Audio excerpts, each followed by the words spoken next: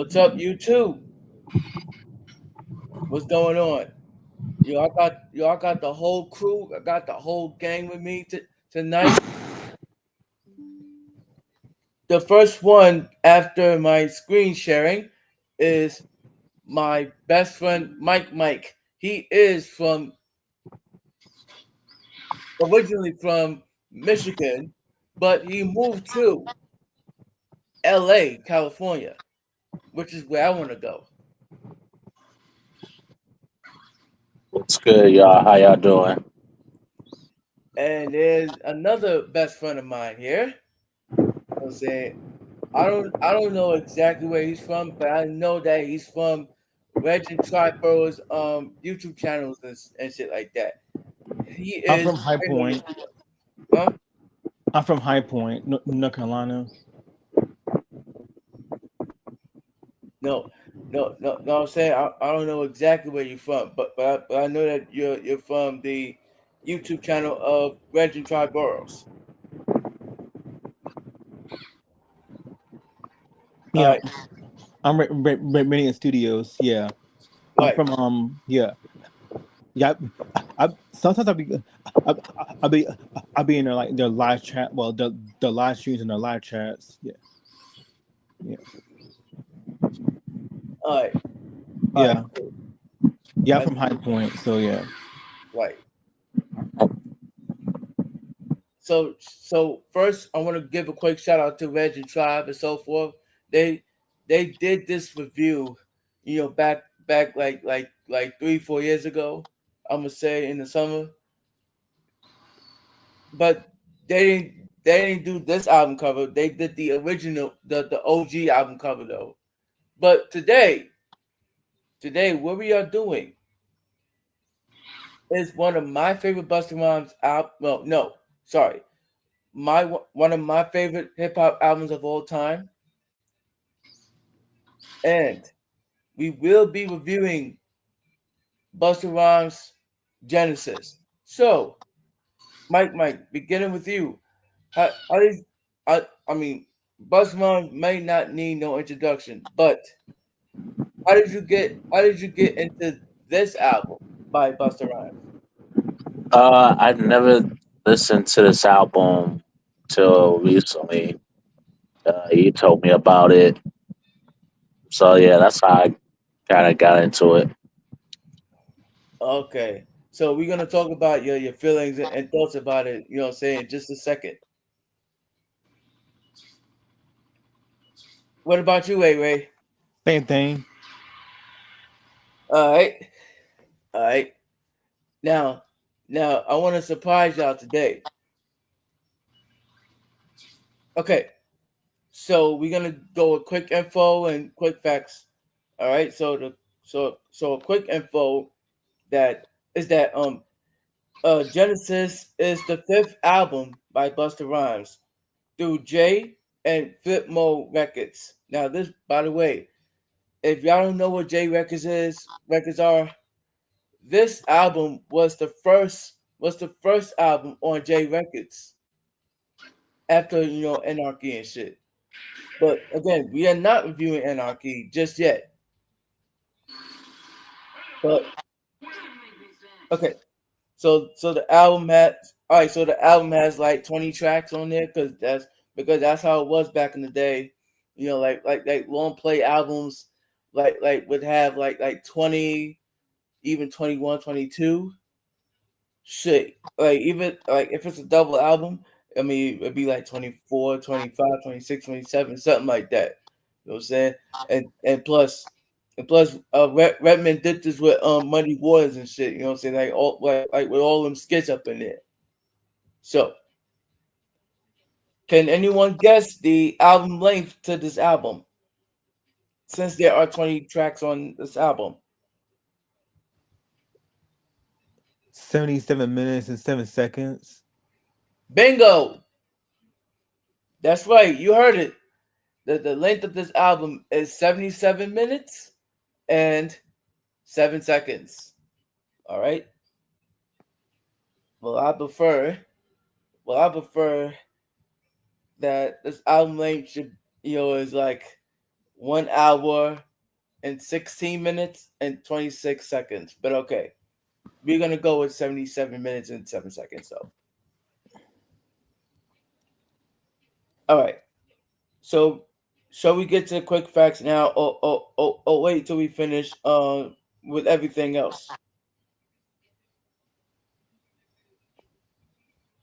We begin the quick facts. All right. Okay. So let's go into quick facts. All right. Of course. Let's see. Number one. After the final release of his fourth album, which we will be reviewing as well, which was Anarchy through Electric Records. Sorry, Electric Records.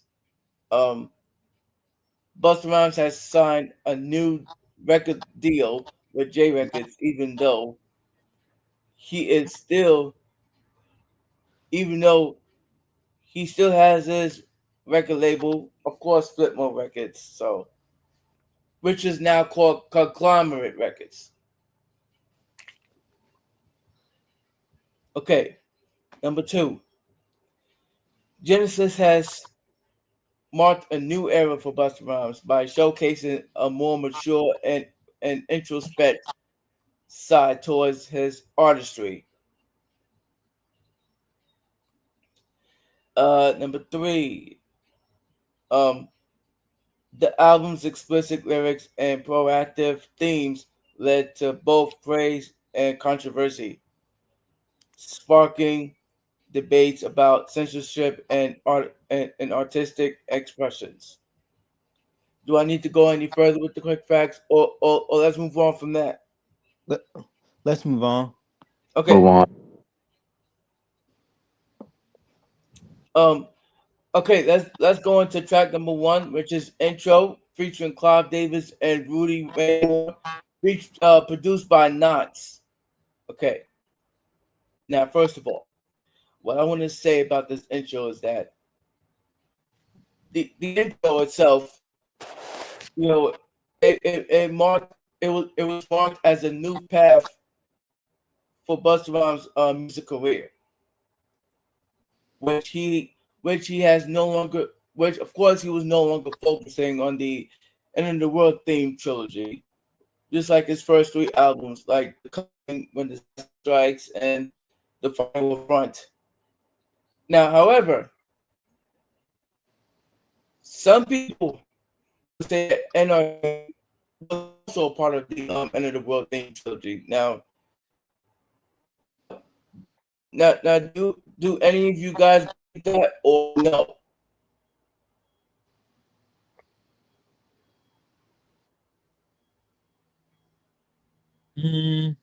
The intro, I mean, it's typical Busta Rhymes. So, like nothing really special.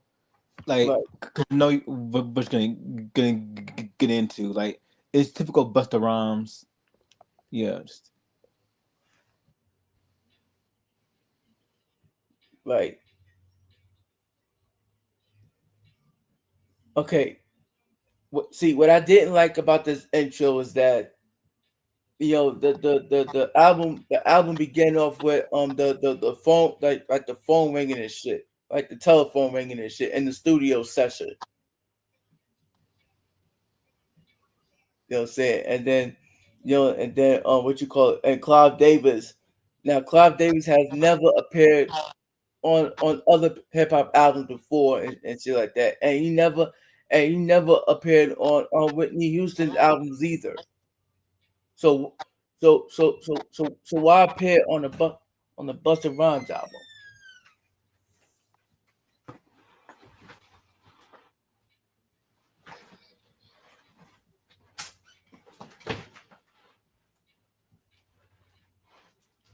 Um, Ray and Mike, please take the thoughts away. I already said my thoughts on the Oh, intro. oh, Yeah. I said like it's typical Busta Rhymes, like a typical Busta Rhymes intro. Like I said, like it's not nothing really special or groundbreaking. It's just you're like what you're gonna. It's what you're gonna. It's pretty much a typical Busta Rhymes intro because you know, but you're getting yourself into it. But Busta Rhymes. Oh, I'm sorry, buddy. Yeah. Uh, Mike, it's your turn, man. Nothing special. Nothing special, honestly. Yeah, just nothing special. Not groundbreaking, like Sean said. Right, right. Now, don't get me wrong. I like the instrumental though. You know what I'm saying? Like the instrumental kind of reminded me of Grand Theft Auto and shit.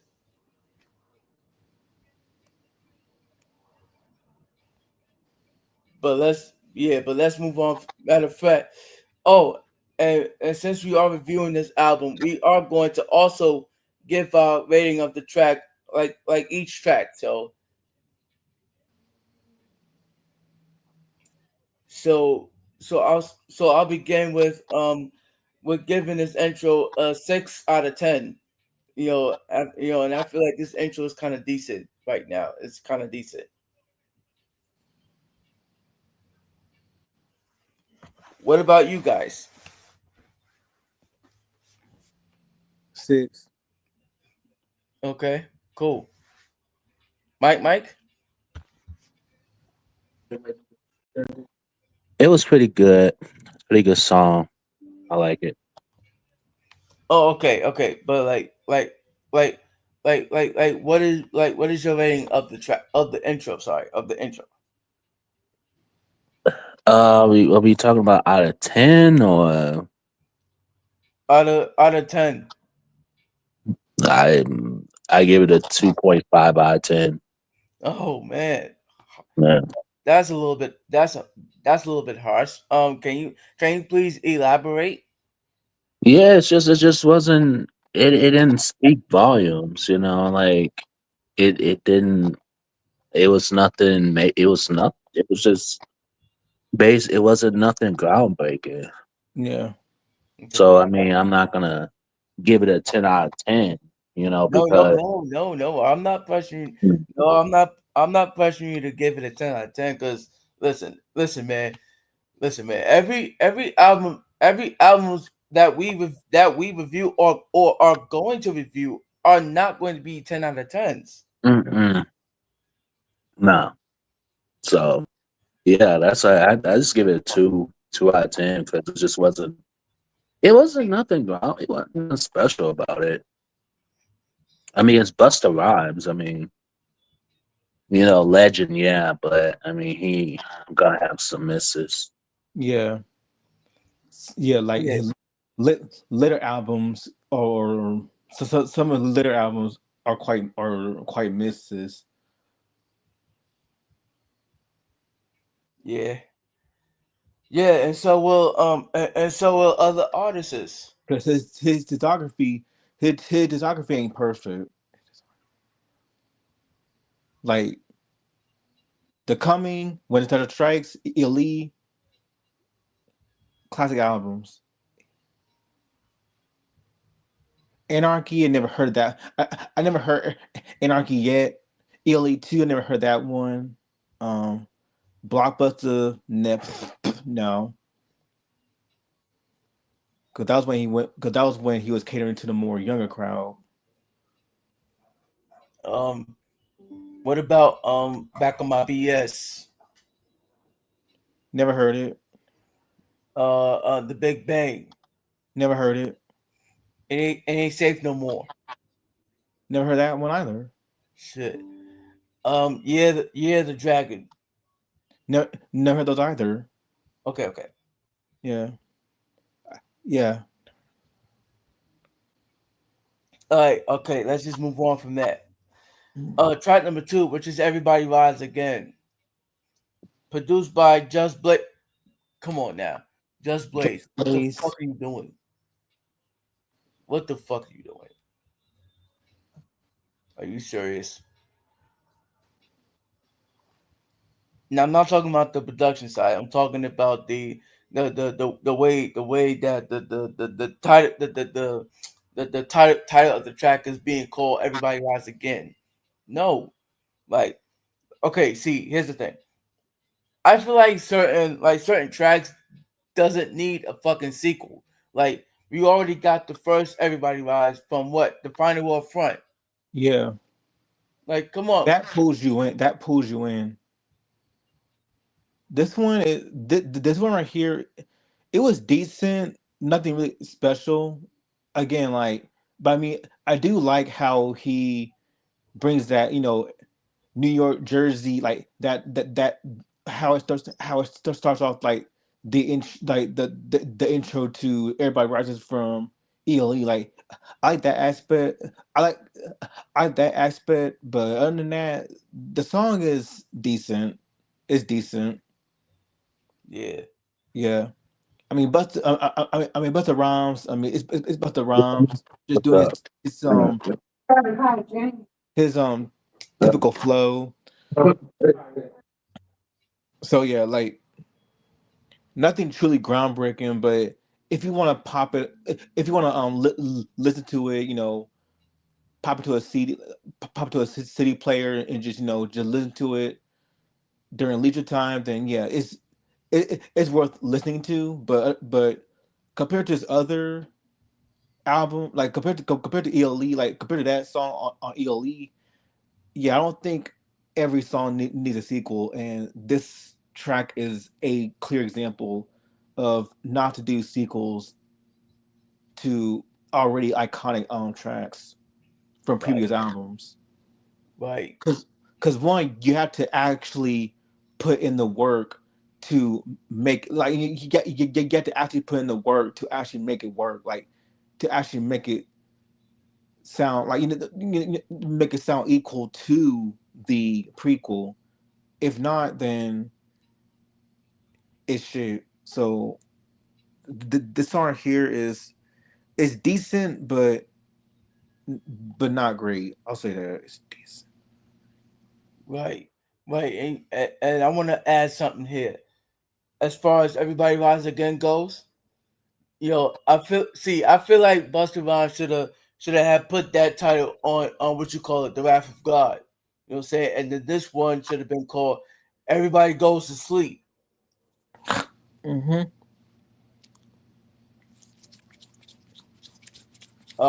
Mike, it's your turn, man. This was a good. This was a good track right here. Production was good. Lyrically was good. It's a good track. I like it. Man, not too bad of a track. Yeah. Yeah, see, like I said, what I didn't like about it is that why would Busta Rhymes would make a sequel to a iconic track that was already on the Final War front? Mainly trying. Well, I think what he attempted to do was he was trying to recapture that ELE image, but in my opinion, in my honest opinion, in my honest opinion, he failed at failed at it. Like, Yeah, like I can see where he's coming from. Like, trying to recapture what made you a legend in the first place, but it's very hard to recapture what is iconic, because one, you might alienate your audience or listeners, and by doing that, it creates this. It just becomes a detriment rather than, like, say, make, like, it's not innovative is what it is. It's and not then it's not innovative. Right, yeah, and then too, like now certain artists they have done it in the past that they try to recapture something that made them legends in the first place, and they nailed it. They nailed it. You know what I'm saying? Some right, people pull it off. Like, for instance, I would say this: like people like Michael Jackson, Prince. You Hell know what I yeah, mean? Like they did those two, huh? they did that well. They did. They pulled it off. That's Yeah. because that. and that's why too that they're legends. They're top tier. You know what I'm saying? And um, Yeah, they should be top 20.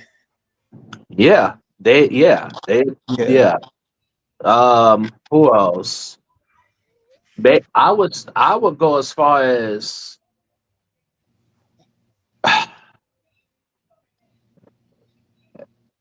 man, who's another example?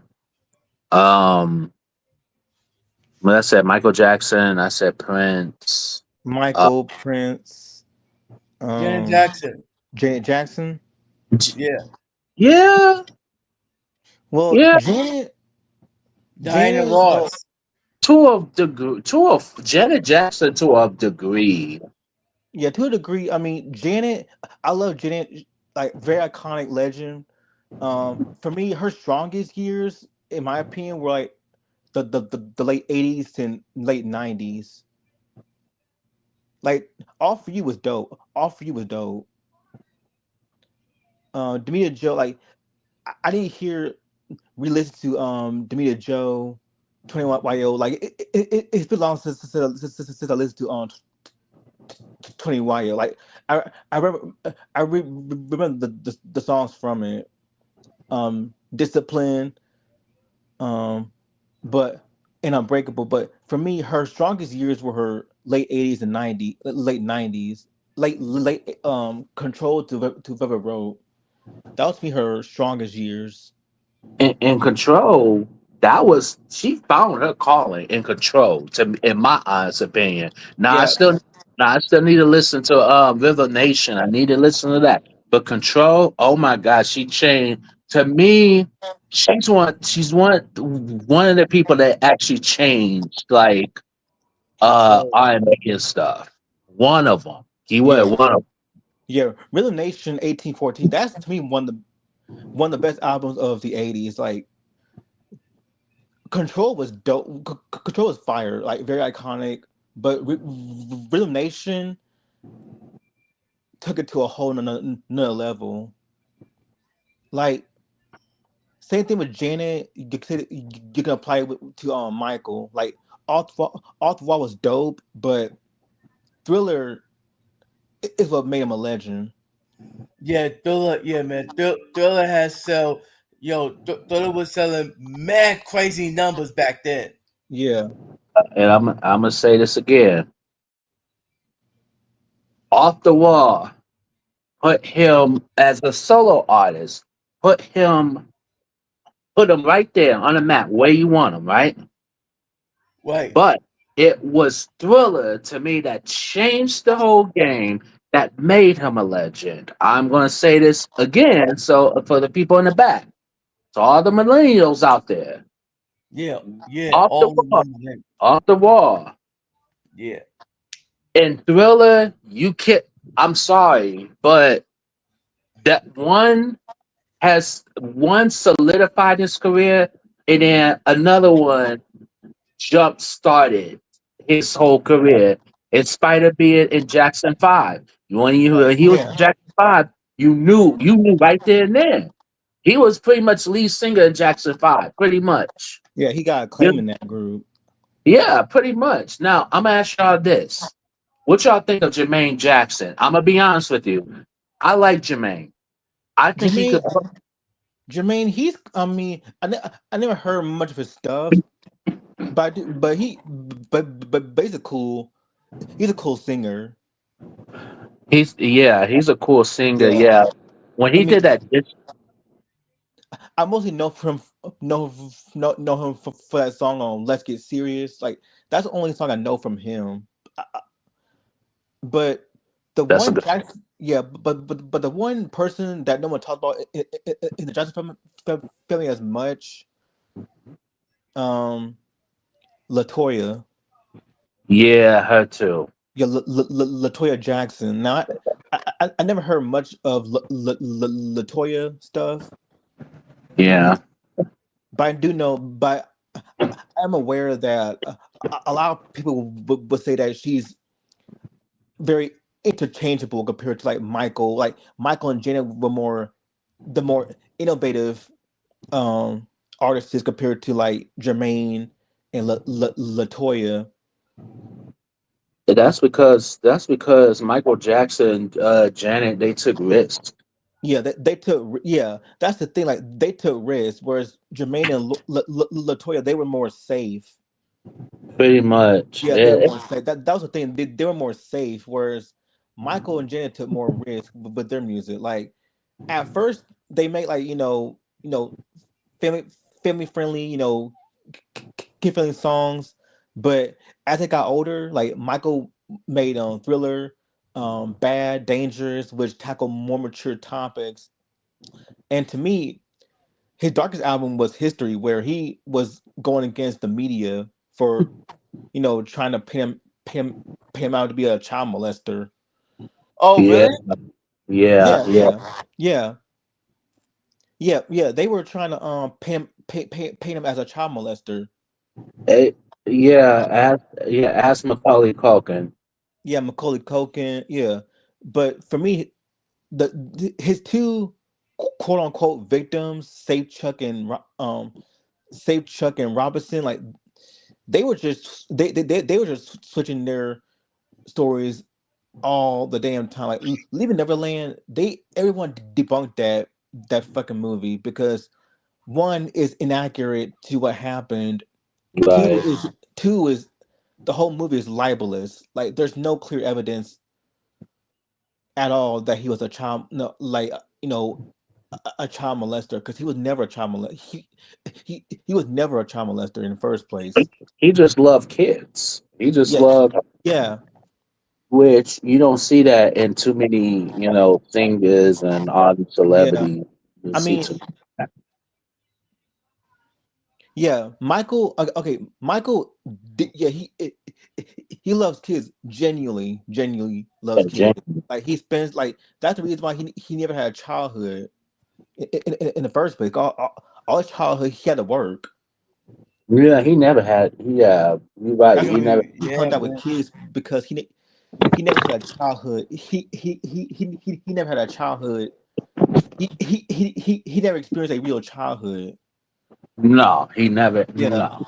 If you seen the episode from South Park, the Jeffersons, that was a reference.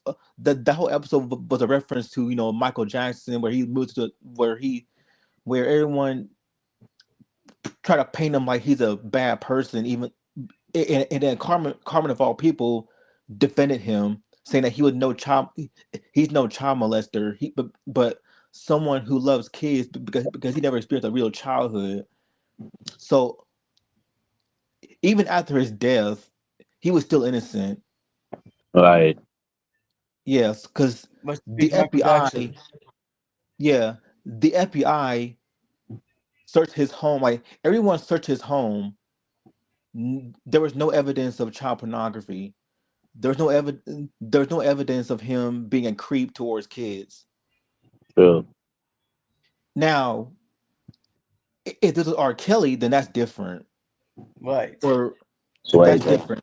different. That's different because R. Kelly, he's still a legend, but he's done some fucked up things towards Aaliyah, towards everyone. Yeah. Right. And I still Yeah. blame, but I still blame the parents because y'all should know where your 14-year-old daughter was at. I agree. Yeah, Yeah. 14, 15. It's the same thing. Yeah, she was 14, 15, so she was underage, obviously. Yeah. Yeah, I agree. But Yo, I want to tell you that Aaliyah biopic was fucking terrible.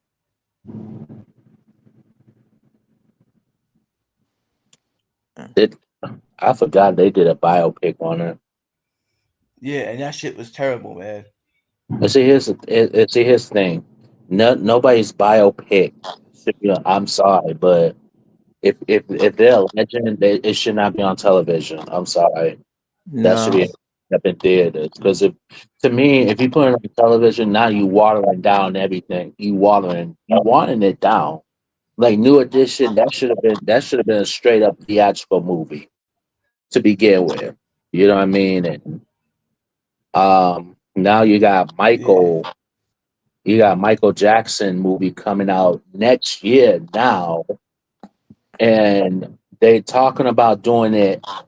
They're doing it like not a trilogy, but they're dividing it into two parts. Which you're gonna need to do that. Which you definitely gonna need to do that. And like the question is, like the big question is that can Michael Jackson's nephew, can he actually do the moves? Can he act? That's the main question. That's the yeah, because it's That is hard to do. It's hard to do Michael's moves. it is. Not to mention you got um actors that's playing Joe Jackson and Barry Gordy. It's like the question is, can they pull that off too? You know what I'm saying? And it's like if you're Oh, gonna do it, you gotta do it like semi perfectly. You know what I'm okay. saying? Can he do? Can Right. Jafar Jackson? Can he do the moves? Like like accurately. Wait, You know what I wait, mean? wait. I thought, 1995. wait, I thought the 1995. Michael Jackson biopic had already came out this year. No, it's supposed to, but it got pushed back once again. It was supposed to come out next year. It got pushed back to this year, and then now it's getting pushed back to next year now. So it's getting, which it's a good thing because they can go back and they can fix whatever. You know what I'm saying? It's not completed yet, but it's in post production. But they can go back and fix it. Whatever they can do. Whatever they can do. But sometimes it's a good thing, and then too, a lot of times when they push it back, that's because there's too many movies that's coming out now. Mind you, this movie itself was supposed to come out, I think, October, which that's close to like that's when the movies. That's when the Oscar buzzworthy movies come out between September, October, November, December in that timeline. But the Oscars they go back as far as a couple months, so it's just too many to choose from. So a lot of times it's like, okay, we got to push it back, which is kind of smart in a sense, but then at the same time, like it's kind of like, well, how many times you gonna push it back? Right. Like, like Ice Cube, for example, man. I'm sorry, Ice Cube, but you need to hurry up and release another Friday. Come on, man. Nah, I think one Friday's good. And see, There's three Fridays. with Ice Cube. Well, see, Yeah, here's the thing. I think one Yeah, Friday's good. One Friday's good. see, here's the thing with Friday. It's like, well, I mean, if you ask me, it should have been released a long time ago, honestly, because Right. one, I mean, Chris Tucker, they had a hard. That was one of the issues. They had the hardest time getting him back to doing this movie because he didn't want to. He didn't really want to do it like that, which I don't really blame him like that. And then another thing too is like, at between that and him doing Rush Hour 4, they trying to get him back.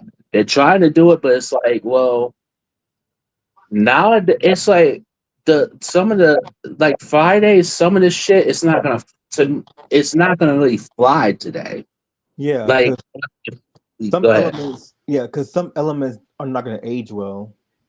No, it's not. Like at the too, John Witherspoon passed on, so it's like, how can you do it? How can you kind of well, how can you kind of do it without John Witherspoon? I'm gonna be real. I wasn't a big John Witherspoon fan, but how can you do it without John Witherspoon too? And Mike Epps when he did next Friday fight. To me, Mike Epps to me was the worst choice. They should have just stuck with one Friday and called it a day. I didn't like the sequels. I didn't care for it. If it don't have Chris Tucker, no, I'm not Yeah, interested. because the whole point of Friday, like Friday, which is a simple story. Like it was nothing like too complex. It was just a simple like buddy stoner comedy film. Okay. My yeah. Okay. What what if it wasn't for, next Friday and Friday after next, and then just leave it, and then just leave it with the way it is, like which would be Friday would be the only Ice Cube movie franchise. I would have been fine with that. If we didn't get next Friday, Friday after next, but yet we get a sequel with Chris Tucker, I would have been fine with that. That would have been a nice follow up. I would have been good with that, but it should have been made several years ago. It's just some of the jokes. You know, we live in a where people are sensitive. You know what I Yeah, mean? Like the PC world. All in the Family, it's not going to fly today. It's not going to fly. On the Family, Mod, The Golden Girls, The Fastest Life, Exactly.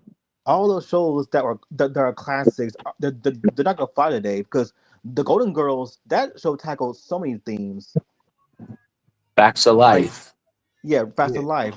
They tackled suicide, rape, prostitution. They tackle some really dark subject matters. Family ties as well. Like family ties tackle like affairs, premarital sex, like though, and even Premarital Full House. sex. But yet we get shows like Euphoria that glorifies drugs and all that other stuff. Euphoria. I was never, I was never bad. Like that show was more funny than dramatic. I mean, it's dramatic. Yeah, it's dramatic. Like Yeah. some of the stuff that happens is very serious. But I'm sorry. Like, sometimes I can't take that show seriously. I can't take it serious because Zendaya cannot. I cannot. She's not a good actress. Like She's not at all. don't forget Genie in Georgia. That show too. Gene in No. Georgia. Yeah, Genie. Yeah, Genie in Georgia. It's a teen drama. It's a teen drama about 14-year-old Genie. Like she's going through like typical typical teenage um scenarios. Fake out like it's like take any teen like it's nothing special. I'll say that. Like it's just typical teen drama, typical teen angst. Like if you don't want to show that does it the right way, ask to White Ginger. Okay. Yeah, yeah. Ask to White Ginger did it the right way. Yeah.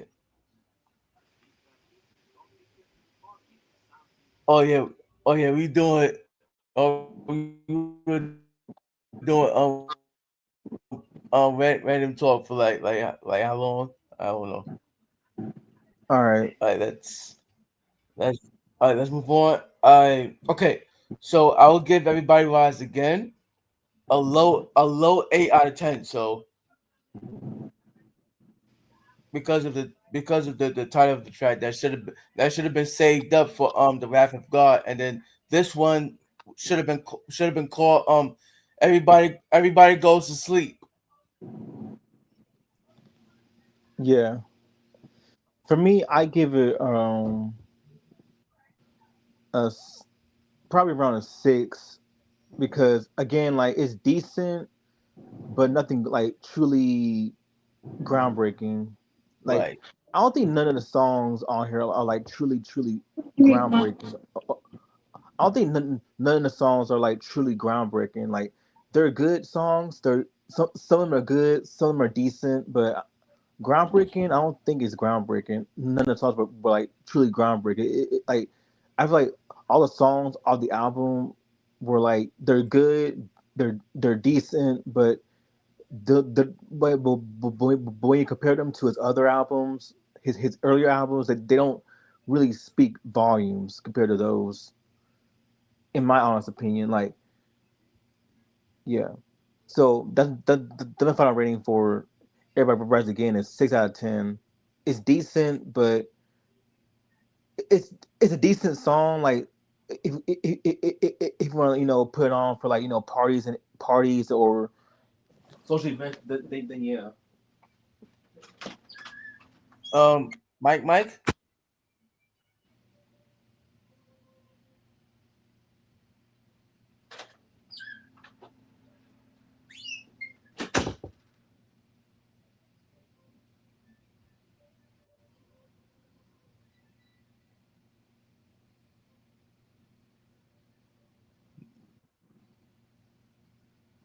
Mike. Mike.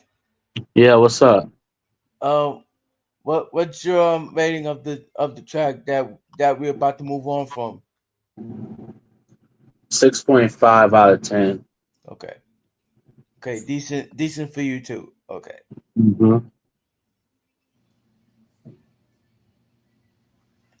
okay. The next track here, track number three, which is "As I Come Back," produced by the Neptunes. I like this track here. I like this track. The net. Um, this now at first this was like a posse, like a posse cut for him. You know what I'm saying?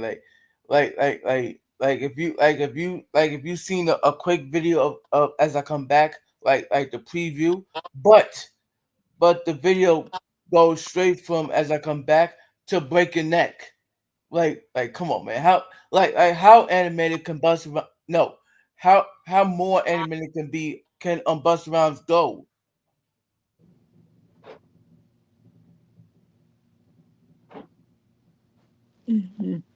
Mm-hmm.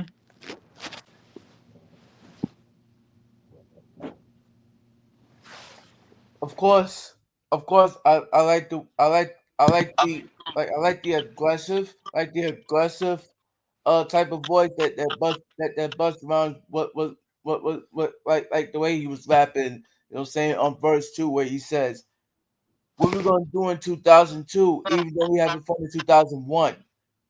Rah,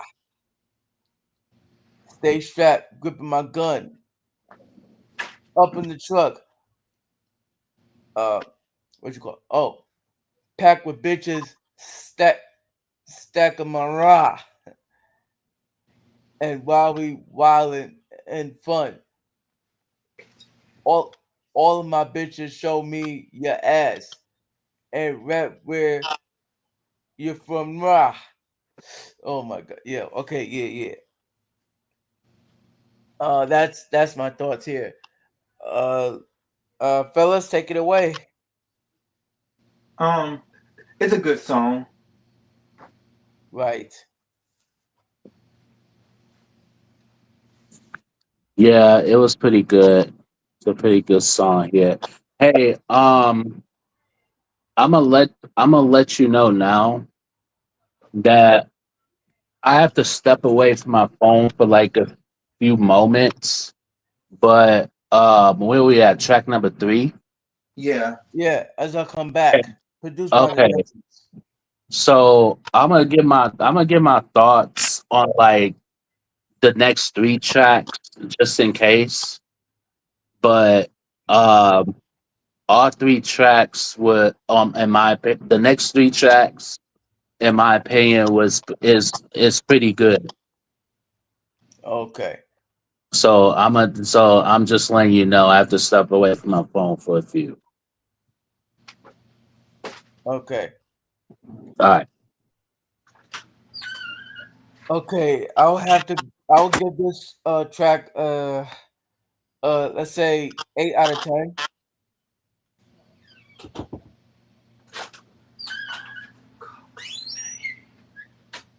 Okay, right? What? Okay, your rating of the track As I Come Back. 7.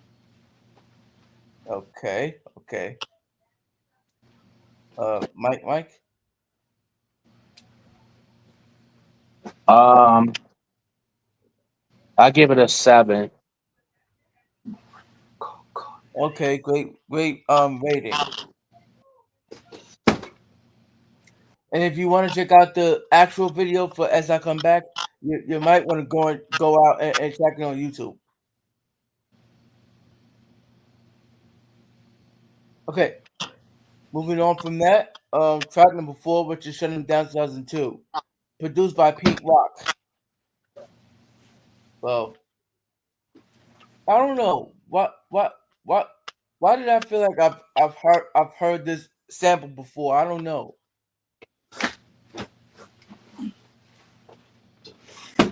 Well, okay, the sample was excellent though. You know what I'm saying? Like basically Busta Rhymes would not fuck this beat up though. You know what I'm saying? Like like I think he paid homage to a Tribe Called Quest where wait, was it a Tribe Called Quest? Yeah, I think it was because they had the song first, they had the track first. You know what I'm saying? And then came Onyx, which with their own Shut 'Em Down on their third album. You know what I'm saying? Shut 'Em Down. No, sorry, Public Um, Enemy. Sorry, Public Enemy. Public Enemy. Yeah, that's what I meant to say, not Tribe Called Quest. Yeah. A I'm Tribe sorry. Quest. The Tribe Called Quest. Sample was from As I Come Back. It was the Scenario remix featuring leaders in the new school. Yeah, I'm sorry, man.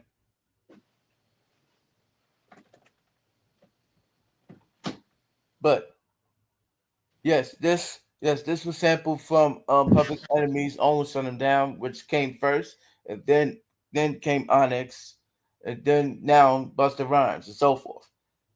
Okay, now now I did heard on the recent interview where Busta Rhymes was telling Fat Joe that he did cry when he heard the beat and shit like that. You know what I'm saying? I mean, do you think it was obvious?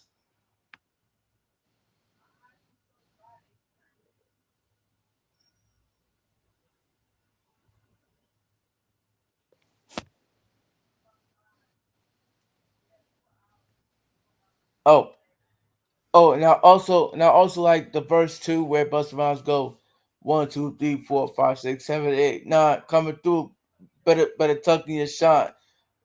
Once you're looking for the heat, if you seek, you will find, and all that shit right there. Let's begin with you, Ray. What are your thoughts about Shut 'Em Down 2002, produced by Pete Rock? It was a good song. Okay, 7 out of 10. me, I would have to give it like a 9 out of 10. Yeah, 9 out of 10. Oh, I forgot to mention one thing here. After As I Come Back, there's a quick transition to Shut 'Em Down 2002. That's all I wanted to mention.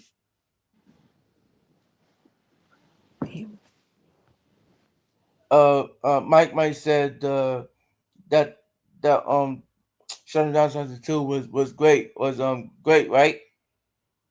Yeah. Okay, let's move on from that. Track number 5, which is the title track called Genesis, produced by Jay Dilla. Genesis. Rest in peace. Oh, Yeah, he okay. died. Yeah. J Dilla. Yeah. Well, honestly, if it was not for the damn hook, this could have been another single in my opinion.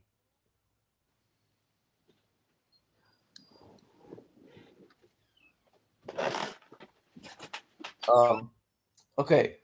Also, one thing I had to say is that Tracy Lillia was not credited as a featured artist on any of the three tracks that's on this album, which is Genesis, and I think We Got What You Want and Make It Hurt, of course. But yeah, but see, it was a decent track, but again, if it was not for the hook, this could have been another hot record, like another single. You know what I'm saying? Like instead of having four singles, it should have had five. This album should have had like five singles. You know what I'm saying, man? And and wait, what are your turn?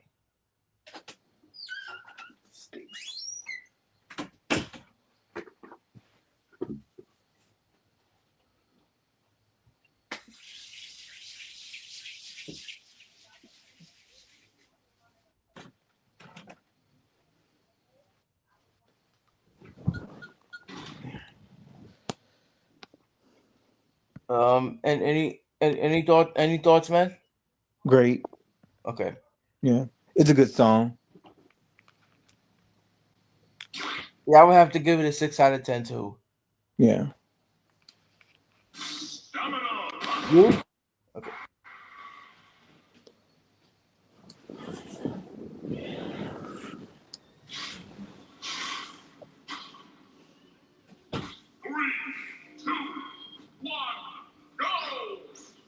All right, let's move on. What would you give it, man? 7. Okay. All right. Let's move on. I think this was another quick transition too, but that's not what we're talking about. Let's move on from that. Track number 6, which is "Better Stay Up in Your House" featuring my digger, produced by Yogi. All right. Now And this now this had a little quick video too. Like another posse cover Busta Rhymes and shit. You know what I'm saying? But this video, it was only for like 60 seconds, like 60 minutes, and then it went to Pastor Courvoisier Part 2 that's on this album. Which first of all, the video was taking place in the fucking Harlem Nights and shit, man. yeah, this one contained a sample what elements from Eddie You Should Know Better from which was written and performed by the late great Curtis Mayfield. Right. Yeah, And what I love about this track is that Rod Digger and Busta Rhymes like would trade bars back and forth and shit. That that's what I love about this track right here.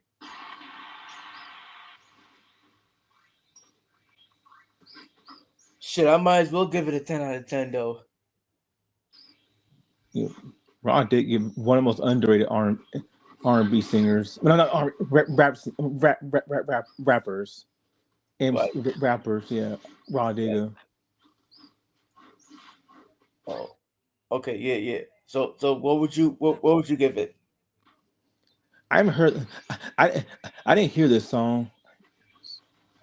Well, you okay? So okay. You might want to go and check out the YouTube version where Yeah, I there didn't hear. is a video for this track right here. Yeah, I didn't hear. Yeah, just so I can't get my rating on it. Okay. All right. All right. Let's move on from that. Track number 7, which is "We Got What You Want," featuring no, produced by Just Blaze. What the fuck is you doing, Just Blaze? Dude, please. The fuck. Now I'm not saying that I did not like this song, but I mean the track. Sorry, but I did not like the fucking production. Like, first of all, it was too fucking jumpy for me. You know what I'm saying? Like a up tempo and shit. So I'm gonna have to say it's trash. No, sorry, it's decent. Sorry, it's decent.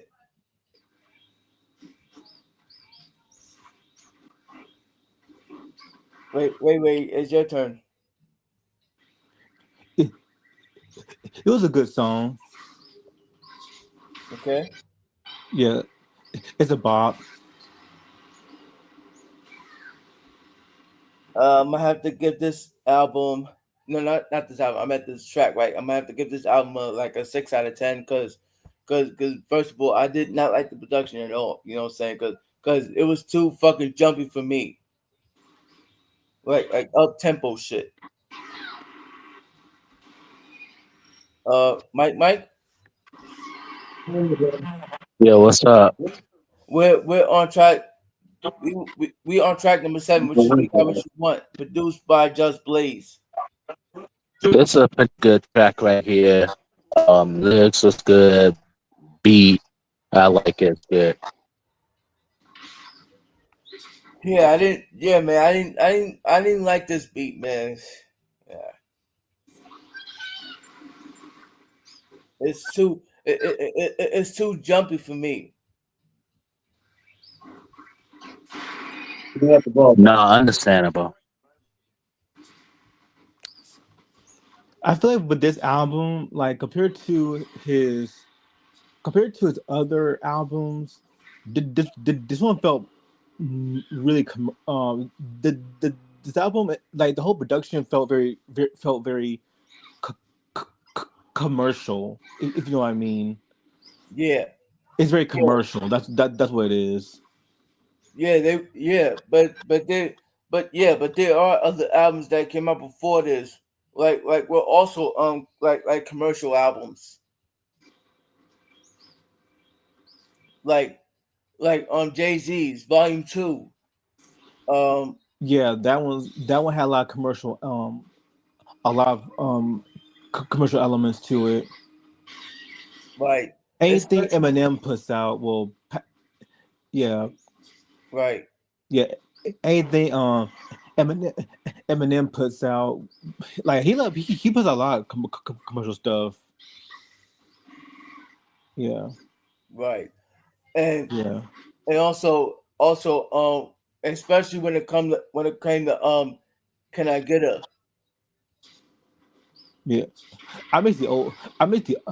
I miss the old Eminem though, when he was more grimier and not like he Right. is now. don't worry, man. We gonna definitely react to Eminem shit. You know what I'm saying? Like of course Eminem has a lot of freestyles that we can react to. Yeah, I just think to the good stuff. I just think to the good shit of him, not the bad stuff. Yeah. Just the good, Understandable, man. just the good, just the good, just the good albums. Not the ones that he like, not the bad ones. Yeah, like I said, understandable, buddy. Yeah, Understandable. But it's like especially when Eminem was coming at Ja Rule and shit. You know what I'm saying? Like all them fucking disses he did.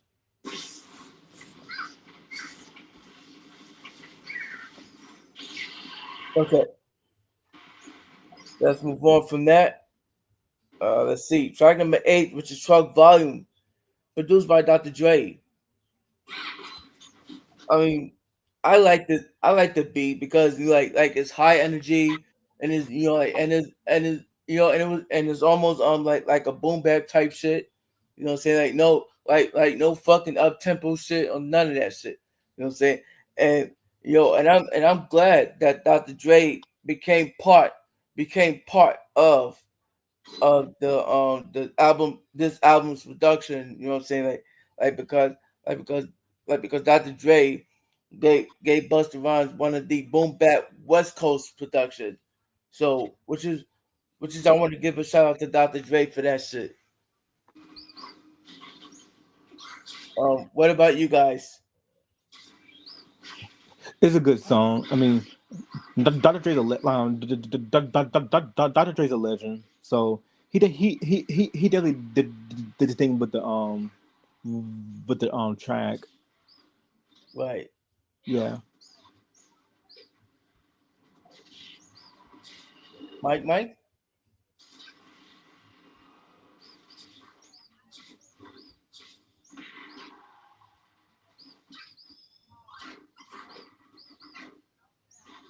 Yo,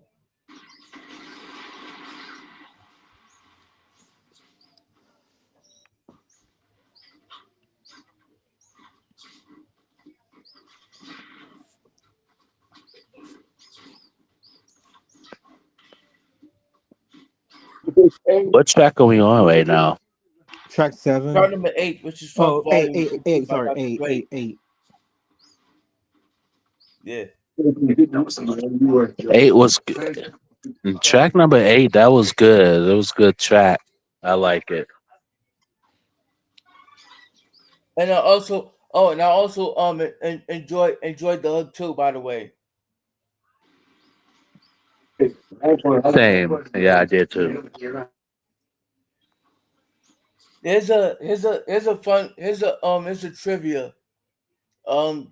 Dr. Dre had produced three no, sorry, Dr. Dre could only produce 3 out of 5 tracks like for this album. But again, only 3 tracks that's on this album produced by Dr. Dre.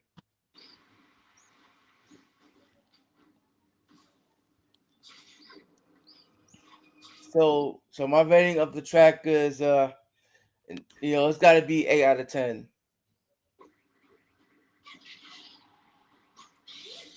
What about you guys? Um, on a scale of 1 to 10, I'll give it like around 7.5 out of 10. Okay.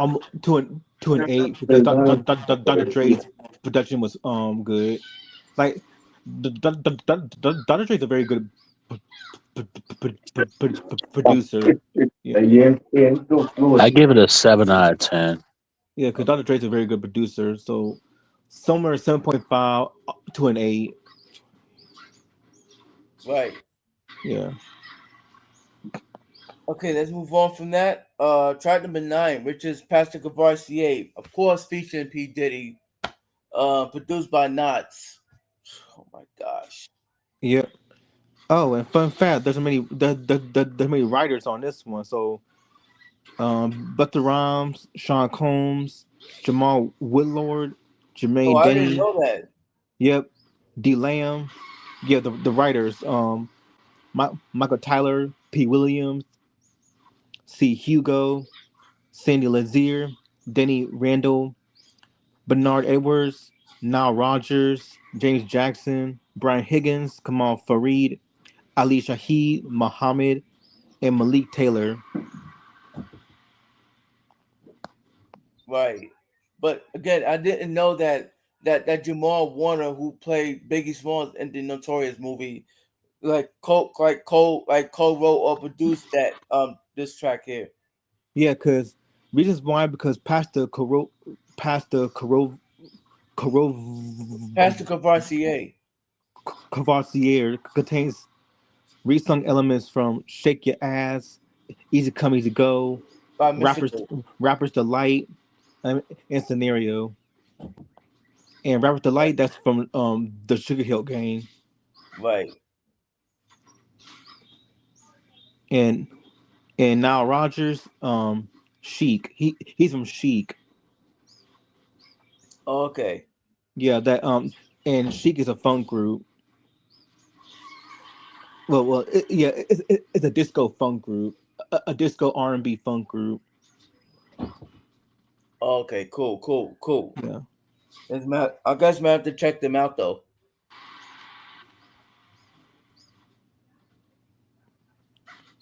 Yo, like I was gonna say, yeah, I hate this track, man. Like the fuck, like first of all, where the fuck was the snares at? Where the fuck was the snares at?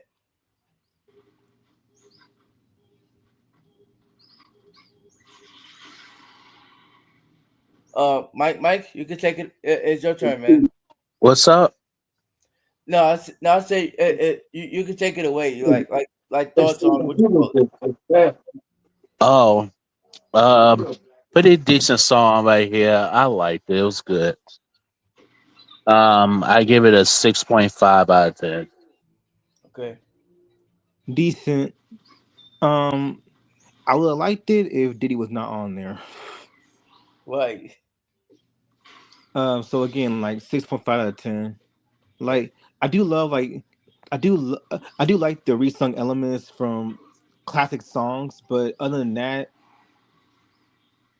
I I would have liked it if it was just Busta and Epoxy, like Busta and anybody else besides Diddy. So yeah, I'm gonna give it like a 6.5 out of 10. Like my rating of the track is a 4 out of 10.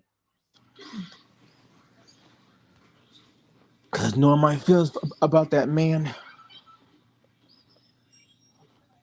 Let's move on from that. Track number 10, which is Breaking Neck, produced by Dr. Dre. My personal favorite track on this album, man. All right. Now, okay, this is another West Coast type track right there. You know what I'm saying? Like have you guys seen the video for Breaking Neck? Everybody appeared on that shit, man. Like, come on. You got Dr. Dre himself. You got Ludacris. You got Yang Yang Twins. You got Twister. Well, by the way, and speaking of Twister, I have a trivia for you guys. There's a remix to this track right here where Twister does rap on it. So I think you guys might want to check it out. Like might want to check it out when we done with this review. And Do or Die. Any any do or die? Yeah, Twister and Do or Die. Yeah, Yeah, they appear on a remix. yeah, yeah. The track is called Breaking Neck Remix. I feel like I feel like the remix version of this should have been on this album instead of Courvoisier featuring P Diddy. What do you guys think? It was a good song. Right, right. Shall we read some of these bars or move on from that? We can move on. Okay. We can move on. Yeah, 'cause we don't want this to be too long. Right, right.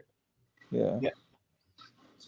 Yeah. And not, by the way, this is a quick transition from Breaking Neck to Bounce. Let me see you throw it. So I love the quick transitions from the track that's going off and then to the next track. So this is what I loved about this album right here. Like quick transitions, like it don't take a pause. I mean, just like how it does on the fucking Spotify shit. Spotify, fix your fucking music quality.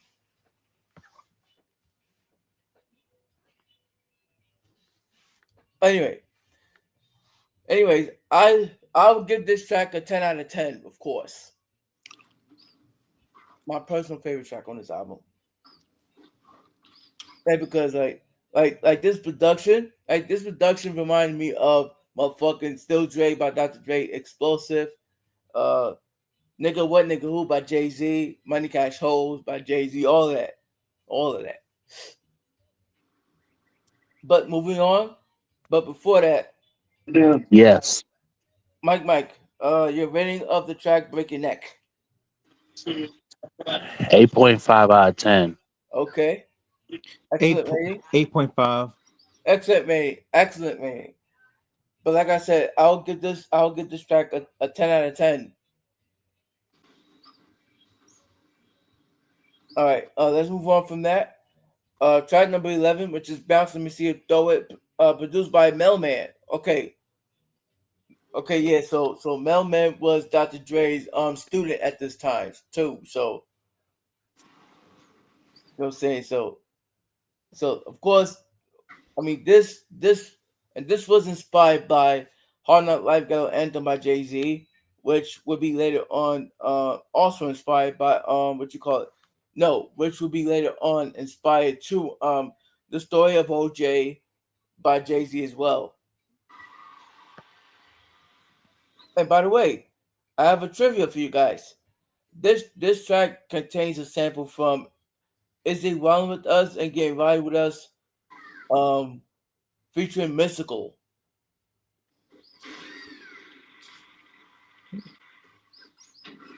Any thoughts, guys? Um, this is a good song. Okay, Yeah. Yeah, this was good. yeah. Okay, so my rating is it's an 8 out of 10. Same. Same. Cool, excellent. Let's move on from that. Track number 12, which is "Holla," also produced by Dr. Dr. Dre. Dre. Anything with Dr. Dre in it is gonna be like a much higher rating. Yeah, Yeah, because I can't disrespect Dr. Dre. neither can I. Come on, man. Like, like, we've known this man for like 30 plus years already. Come on now. Like, not only he has worked with like NWA and Ice Cube and all that shit. No, no. Dr. Dre has worked with other artists as well. Like of course he's worked with Busta Rhymes. He's worked with Mary J. Blige. That's on his album too, by the way. It's Dr. Dre has worked with Kendrick Lamar. He has worked with Snoop Dogg, of course, which was his student at the time as well. What else? Of course, he worked with 50 Cent. Oh my fucking god! And I don't know, but also he he's worked with Eve, but Dr. Dre didn't want to work with Eve though. I don't understand why though.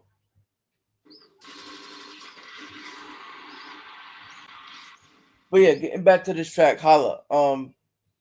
Yo, see, I feel like this was like a Halloween type of beat, man. Holla, You know what I'm holla, saying? holla. Yes, I agree. Yeah. What it sounded like very eerie. Yeah. Like that airy fucking sound, man. Yeah, very Like eerie. even the horror fork shit. Yeah, Horror, like horrorcore. Yeah, horrorcore. yeah, like in horror movies and all that. Yeah, which was very dominant, very dominant. Like with Grave Diggers, Esham, uh, he sang Clown Popsy, like Bone Thugs and Harmony. Because people forget that Bone Thugs and Harmony they dabbled into horrorcore. Right. Yeah, if you And Wu know Tang too. Wu Tang. E um E E E99 Eternal, that was horrorcore. Don't forget about Wu Tang either. Cause Wu Tang bought Wu nothing Tang, but well, I don't consider Wu Tang horrorcore. They were like hardcore gangster rap. I would I would consider Wu Tang like pure horrorcore, like horrorcore, because they are more like hardcore gangster rap. Grave Diggers, they're horrorcore. Yeah, yeah. uh, Wu Tang was more like hardcore gangster rap. uh the reason why I say don't forget about Wu Tang is because like like they bought nothing but like scary movies in their music. Same with Busta Rhymes. He was inspired by Wu Tang Clan. I could tell the influence too. Yeah, Yeah, there's some influences there. Other than that though, I enjoyed this track right here, man. You know what I'm saying? Also this track came from the Wash movie soundtrack and shit with Snoop Dogg and Dr. Dre in it.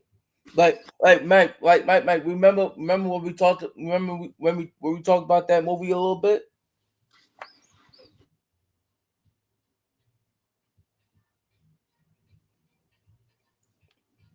Mike.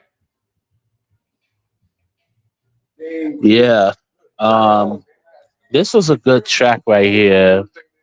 This was good. Yeah, 9 10. Yeah, very good track. Love like the eerie, like the eerie quality to it. Like it just gives like vintage Busta. So yeah, it's a cool, great song. I'll give it like eight, 8 out of 10. yeah. I would give it a 9 out of 10 too. And also this track contained additional vocals from Truth Hurts. I need to hear her stuff. Yeah, I gotta listen to her album too.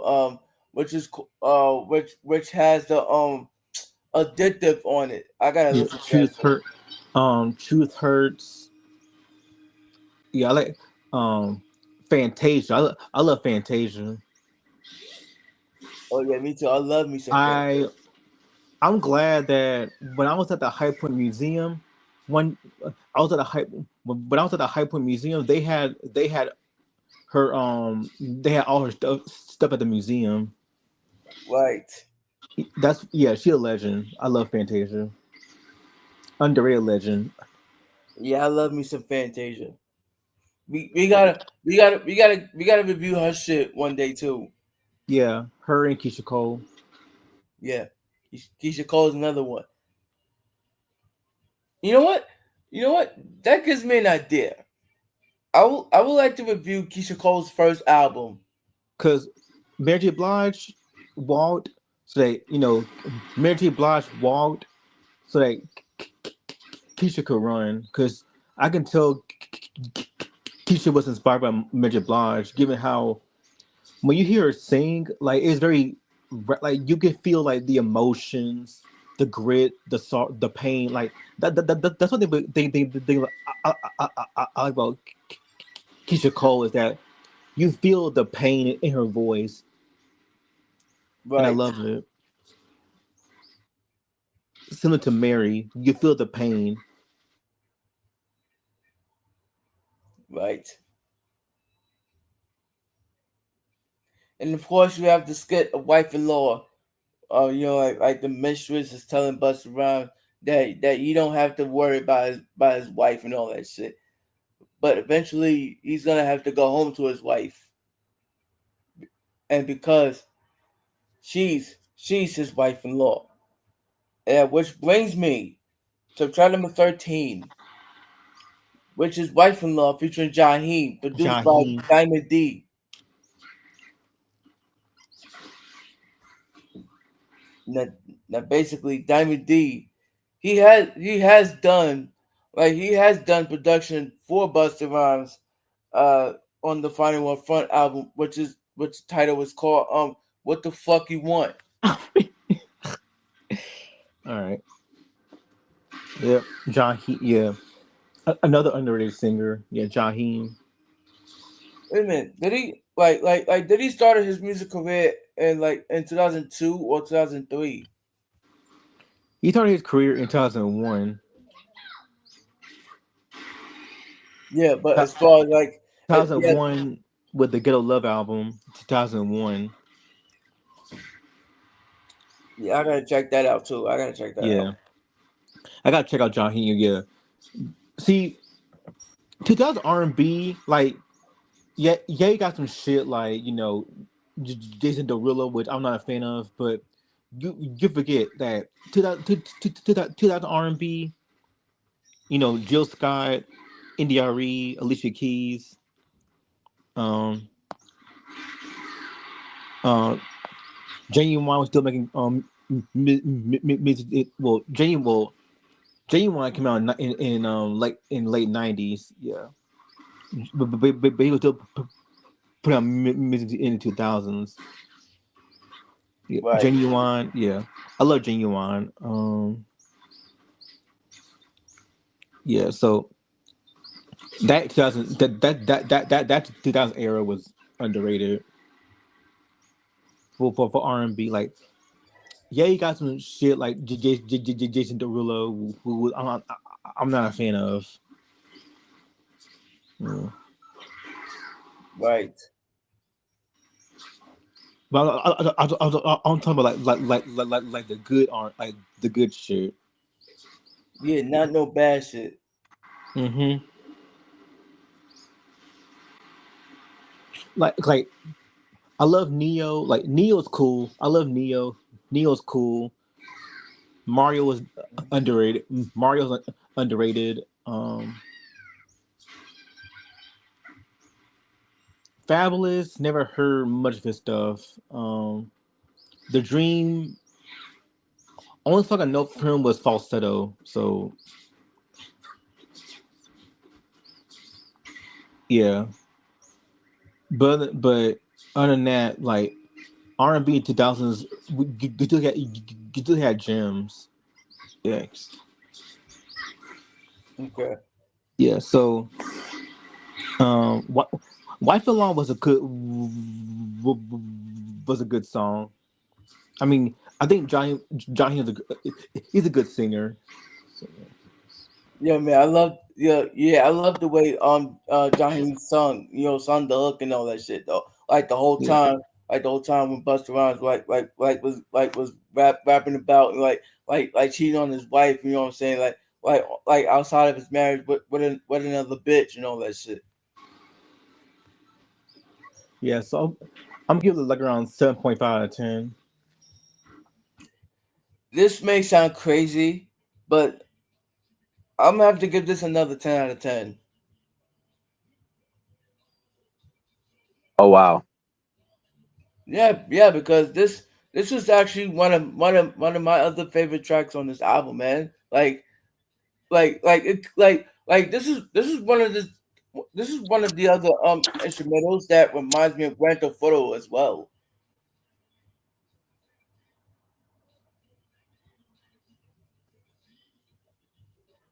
But it is better. But the instrumental on Wife in Law is better than the instrumental on the intro.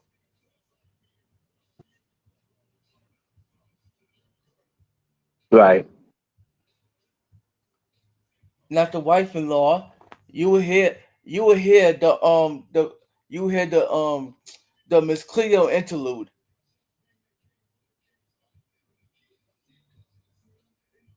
Yeah, you will hear the Miss Cleo type shit. The Miss Cleo interlude.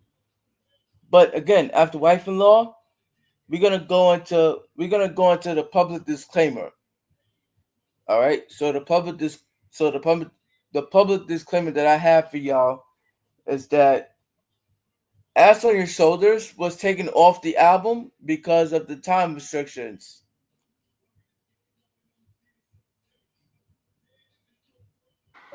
I Right. can see that.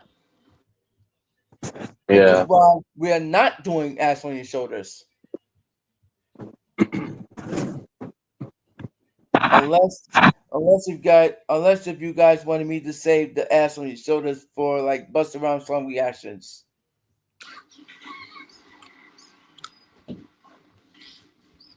We can Hmm. save it for another time. Yeah. Let's save it for another time. Yeah. Yeah. But hey, let me. I have to. I have to take a phone call real quick.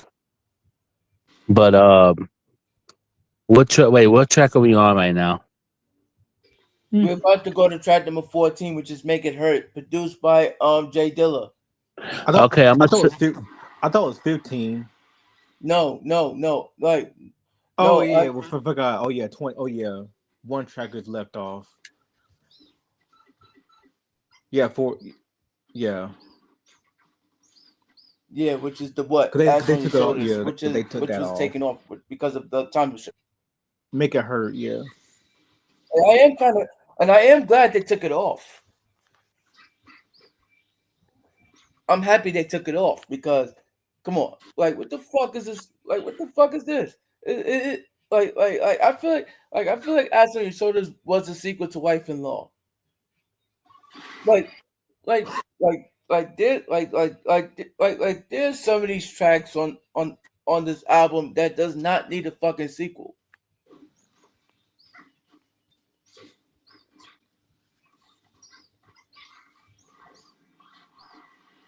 Right. All right, yeah, let's move on from that now. Track number 14, which is Make It Hurt, produced by Jay Dilla. Oh my gosh. It was okay though. It was okay. It's not it's not good to me though. It's not good to me. However, I feel like this track was was a sequel to was a sequel from Dangerous by Busta Rhymes on When Disaster Strikes. Like again, this is one of these tracks that does not need a fucking sequel to from the fucking previous albums from the same fucking artist. I feel you. Nine times out of ten, they don't do it right, or they don't live it up. Yeah. Any thoughts back, Mike? Make it hurt. Uh, this is a good song right here. I liked it.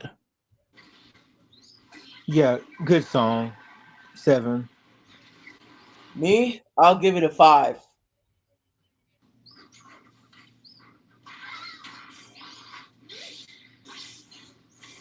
Mike. 7. Okay. Let's move on from that. Track number 15, which is What It Is, featuring Khalees, produced by the Khalees, Neptunes. the milkshake girl. Yeah, but this was before Milkshake. Yeah, yeah. Khalees. This this track, this track to me was great. It's not perfect, but this this here is another hit record though. Other besides Breaking Neck and As I Come Back. And the track that we're gonna be talking about and five like 4 or 5 tracks later that's on it. All right, and this track here, this track was later on sampled on Drop It Like It's Hard like by Snoop Dogg featuring Pharrell Williams. Yeah, yeah, Pharrell Williams. Yeah, the Neptunes. Yeah, This and this production was was more soft and chilled, like soft and chilled out. yeah, And not only that, this track also appeared on the album volume 2 of by the Violators. yeah. And fun fact, the Neptunes they did stuff for Madonna too. Okay, Yeah, yeah, on her on her album Hard Candy. Yeah, yeah. They did stuff from yeah they're one of the producers. Yeah, of the out of the album. all right, cool. Yeah. This is a very cool, a very cool song. Like, I mean, Khalees. Um, I never heard much of her discography. I mean, the only song I know for her was "Milkshake," and that's it. But I don't think I heard much of her discography to say if I like her or not. But I do think she did her thing on this record. I don't think she's like the world's the world's greatest singer, but I do feel like she did her thing on this record. Right, Yeah, right. I don't think she's like the world's greatest singer, but I do feel like she did her thing on this record. I mean, it's a good it's good for what it is. So I say like 6.5 or 7 out of 10, yeah, around that. I say 7, like yeah, around that rating. Like, Same, same. so it's like balanced. Me, I probably would give it like around an 8 out of 10. Also because of the video that reminded me of Busta Rhymes early early music videos that like from his early albums. You know what I'm saying? Yeah, yeah. Like Like, this song has a radio friendly feel. Like it's more radio friendly. Is what it is. right, but It's radio friendly. right. But what what I wanted to add it was I feel like I feel like this music video of what it is, but kind of like it kind of was a sequel from Give Me Some More,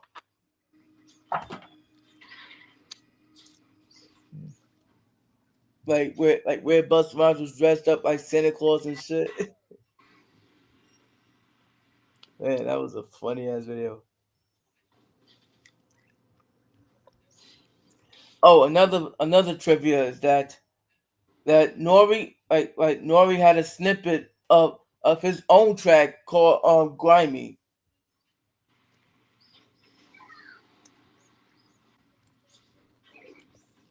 Let's move on from that.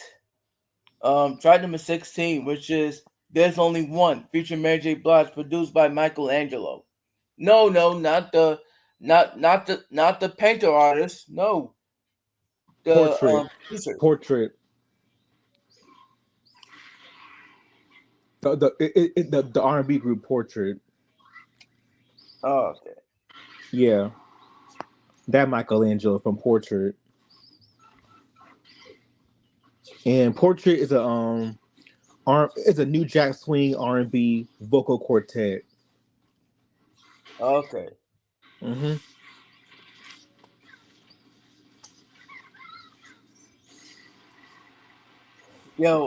I actually love this track right here, like because Mary J. Blige was all over the hook and all that shit, and while Busta Rhymes was doing all the rapping, you know what I'm saying, and of course we have reviewed the What's a 401 album by Mary J. Blige, which Busta Rhymes was a featured artist on here on that album, so Classic album. of course I feel like they work together perfectly.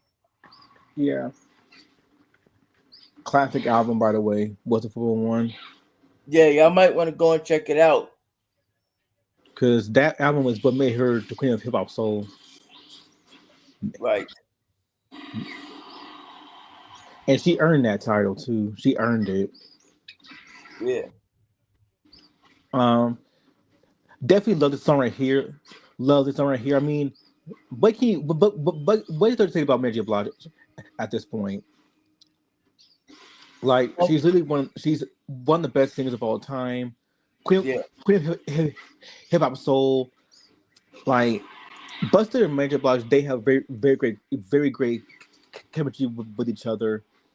Like you can't go wrong. Like this is when Mary can't do no wrong. Like Mary can't do no wrong, and it definitely shows. Like this is like 2001. So this is like the no more drama era of like the no more drama era of Mary.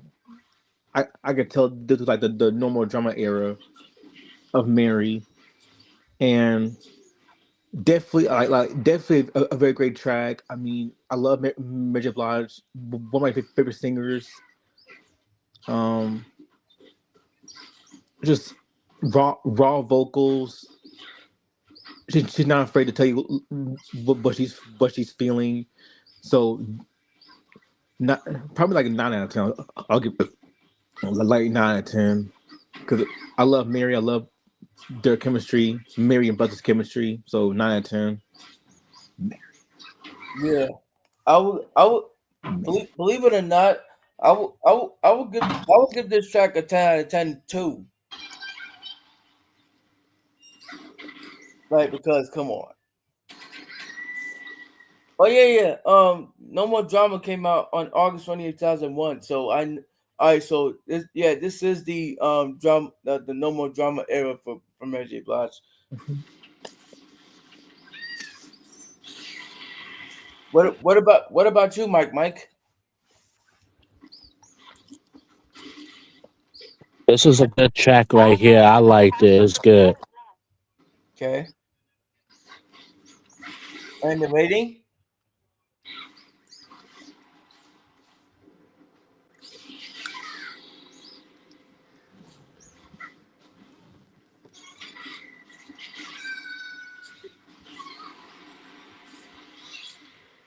and the rating.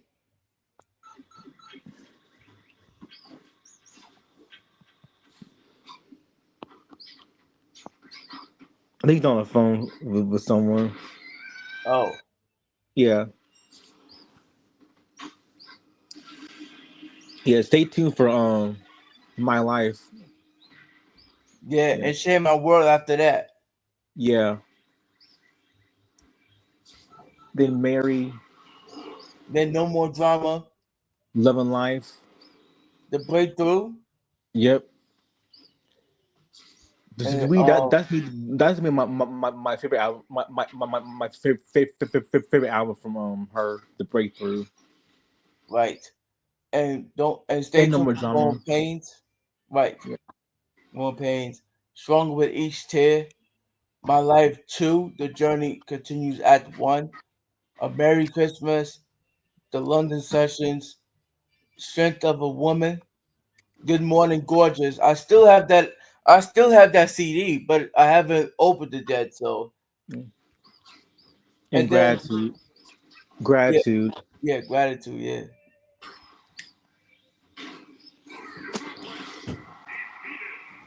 But until Mike gets off the phone with someone, let's move on from that. Track number 17, which is You Ain't Fucking With Me. Again, produced by Michelangelo. All right? No, not the artist Michelangelo, The but Michelangelo from the R&B group Portrait. yeah. Of course there are no trivia, so I don't know. I don't know. It seems like it's a excellent song for me. I mean, I'm not saying that it's perfect or anything, but it is like an excellent song, like an excellent track to me. You know what I'm saying? Like Busta Rhymes on the fucking hook. It was great and all that, but it's not. But it's not one of my favorite tracks on this album.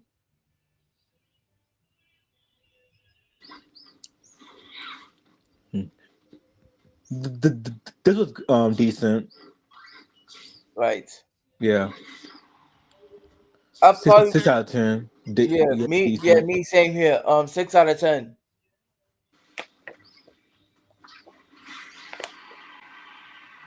Uh, let's see. Let's move on from that. Track number 18, which is Master Name with the Voice, featuring Flipmode Squad, produced by Just Blaze. Yo, that ending to the song, that was like to me one. I don't know. I mean, I'm pretty sure Buster. I'm pretty sure Buster, which is like, well, I'm pretty sure. Well, pretty much that whole ending with the woman arguing with Buster, cussing him out. That to me one of the funniest moments in the song, and the fact that when they were having sex, he threw up, he was throwing up, and she was like, "Oh my fucking god!" Like all that stuff. Right. That was funny though. Yeah, yeah. It was funny to me though. It was funny to me. Like that ghetto woman, like told Busta Rhymes to get the fuck out my car and shit. You know what I'm saying? Yeah. And then she took him. Yeah, and then she took him right in her fucking crib, in her fucking bed, and that's when he threw up on her, talking about some. Mhm. Yo, I mean, because I guess Busta Rhymes was going into the next track, which would be Bad Dreams, track number But 19, yeah, Bad Dreams. produced by Um, Knots. mm, He was having like he was having like a nightmare. yeah, that's why. Yeah, hence the title. But again, I would give the match the name of the voice like a 8 out of 10. Yeah, same here because of the funny, like because of that funny skit at the end. Yeah, but also what I wanted to add is that there there were no lyrics for the funny skit, but you can only hear it on CD and streaming and Spotify. Yeah. I wish there was lyrics for that.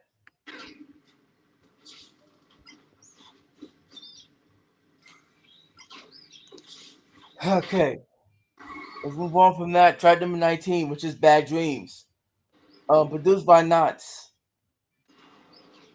I don't know about this track, man. I don't know. Oh my gosh. Now this one like has a like Holla.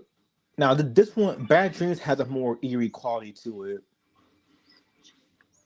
because of the way it sound. Like, but you think of Bad Dreams, you can think of like nightmares, um, night terrors. Um, you can see like vision, like no dream, like like horrifying visions or hallucinations or like. So I could definitely a very eerie track, like an eerie track that has an eerie quality to it. Which it suits because when you think of bad dreams, you think of like nightmares, night terrors, hallucinations. Right. Yeah, so it definitely so the tone definitely fits. The only thing that I did not like about this track was that Busta Rhymes was trying to do like what DMX was doing like in his first two albums, like flushing my flesh, blood, my blood on ready to meet him, and it's talking on the top with the fucking Damien shit. Like that horrorcore feel. Yeah, yeah, Yeah, like it does have like a horrorcore esque feel to it. I mean, Busta. I mean, when you think about it, the coming when that strikes ELE, they had like somewhat of a horrorcore vibe. Like I'm not saying like they're pure horrorcore, but it's like the vibe. It's the right, vibe. right, Yeah, it's like it's the vibe of those albums. Like it gives like horrorcore esque vibes. Yeah, cause but think of horrorcore. You're taking elements. You think of like manslaughter, Satanism, occultism, witchcraft, supernatural creatures, murderers, zombies, um, very violent neighborhoods, particularly ghetto neighborhoods. Like, yeah, so that's what the vibe I got from this song. Like, it had like a horrorcore, eerie esque quality to it, and it fits because when you think of Bad Dreams, that's the type of production you need in order to enhance that feeling of dread and hopelessness. So right, I say it's it's a cool track. I mean, it did its thing. right. It did the assignment. So I'll say like 7.5 out of 10. For me, I would say 8 out of 10. I would say 7 out of 10. Okay, so Mike, what did you think about the other tracks that we went over?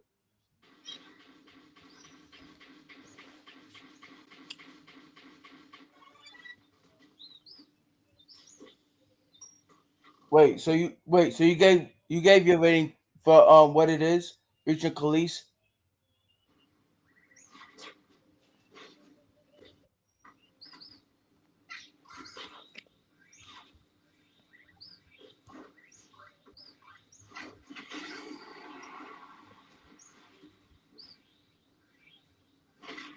Mike. What's up? Oh, I was asking. You gave your rating for what you call it. What it is featuring Khalees. Yeah. Okay, so what would you give? There's only one. You ain't fucking with me, and match the name with the voice.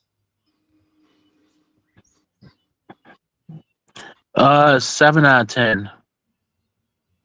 On all of them. Okay. Uh, wait. You talking about? Okay, what are you talking about? I think he's talking about the previous tracks, like what is, what is, what what it What it is? is. There's only There's one. only one. You ain't effing with You ain't me, fucking with me. and match the name with the voice. Yeah. Um, I give it about I give it about 7 out of 10. Okay. All of them, I think. Okay. All right. Let's go on to the final track here. Track number 20, which is Pastor Courvoisier Part 2, and it's featuring P Diddy, of course, and Pharrell Williams. Mm, I never heard it. Now, let me tell you. Never heard it. Yes. So I just downloaded 20 songs from Trouble, and that's it. I never heard this one. So, and it's good. It's a good thing. Like Pharrell's good, but Diddy, no. Ugh. I'll Well, call him what I yuck. was gonna say. I'll Now, call him yuck. The yuck man. yeah. Yeah. Um,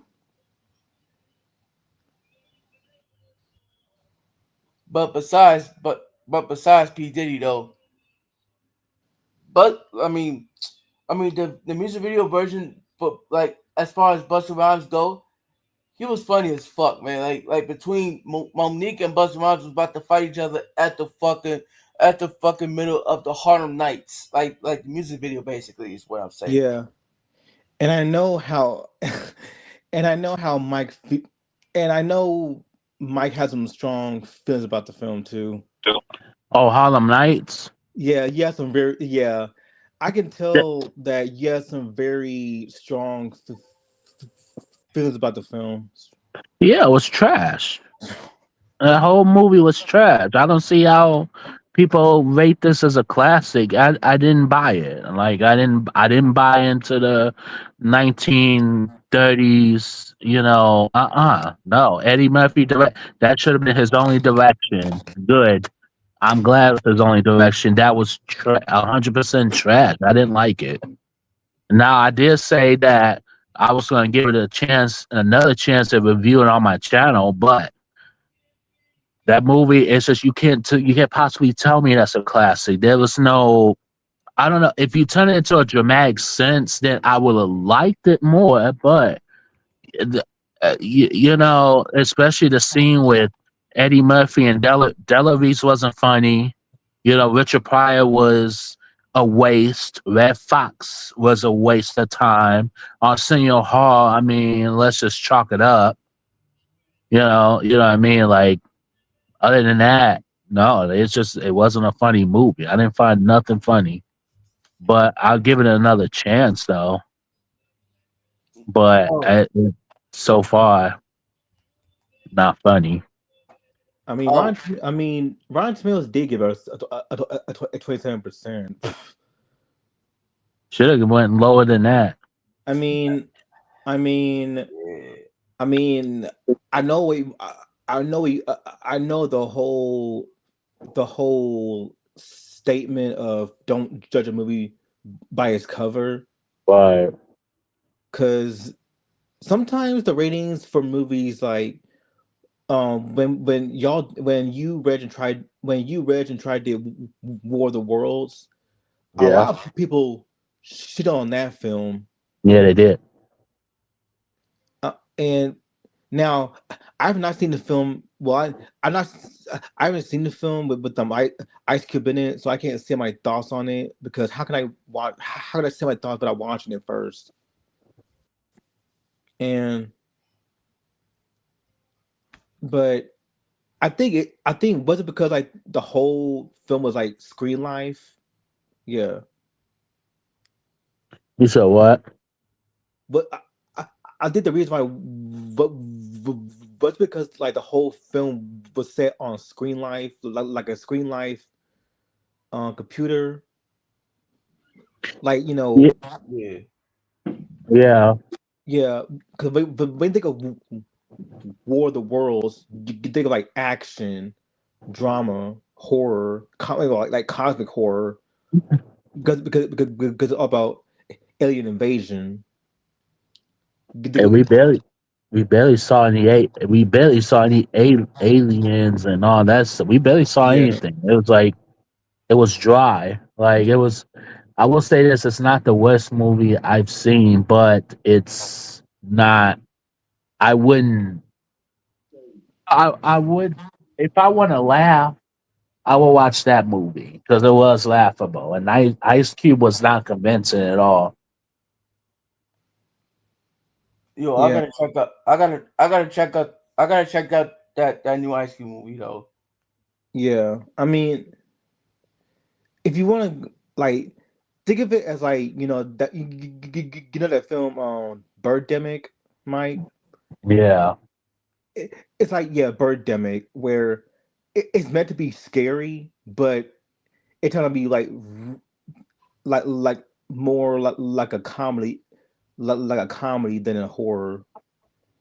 Especially when the bird, like I'm gonna tell you, when the birds come in, it feels like you're on a, it feels like they're on a green screen, and it right. feels like they're on a green, and they are, and it's obvious they're on a green screen because I'm gonna I don't know. Well, I'm gonna send y'all some pics after we get done with this, get done with it. But if you want to laugh at it, yeah, it's not good. It- like, and the fact that and the fact that they explode on impact too, like birds exploding.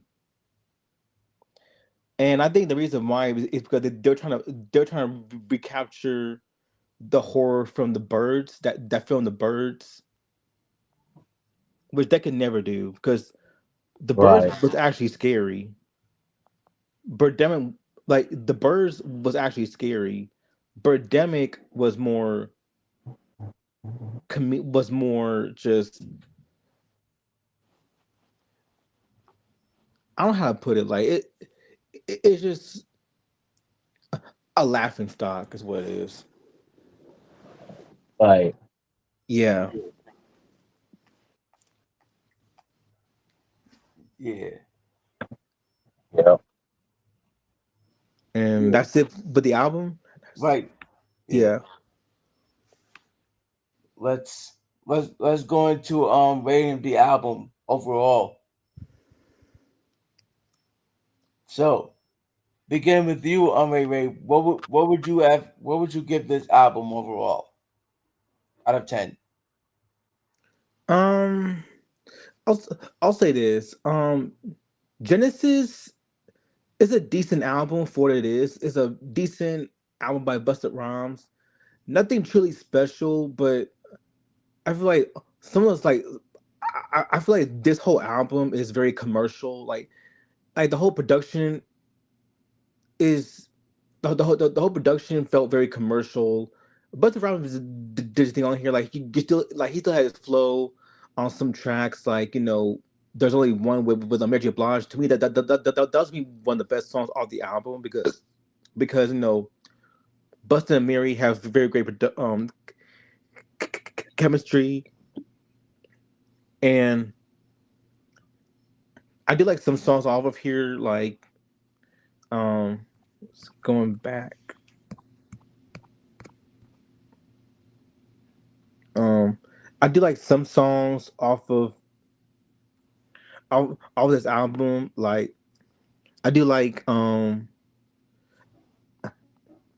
everybody right. I mean, some songs were good, some songs were decent, some are not needed. Like I do like some songs like what again like there's only one with Mary J. Blige, match the name with the voice, which was like meant for that very funny skit. Breaking Net was cool. Genesis was cool. Truck Volume was cool. Like so, pretty much the whole album was like decent. Like it's a cool album for what it is. Like it's decent. It's cool. Nothing groundbreaking. But if you want that, like, cause it's just typical Busta Rhymes. Like it's just typical Busta Rhymes. Um, if you want to throw if you want to listen to this album, like I feel like this album is great for like if you want to put it on in your car and just listen to it while you're driving or spend time with your friends and all, hanging out. Like this the a great album for you, for people that love Busta Rhymes. So with that being said, I'm I'm giving like around like seven, like around a 7 out of 10. Like it's a good album. Like a good album is decent. Not one of his best albums in my opinion, but I do feel like there is like some good tracks, some decent tracks, and some tracks that don't need to be on there. So that's my final rating, like 7 out of 10, or it's equivalent like 3.5 out of 5. Yeah, yeah.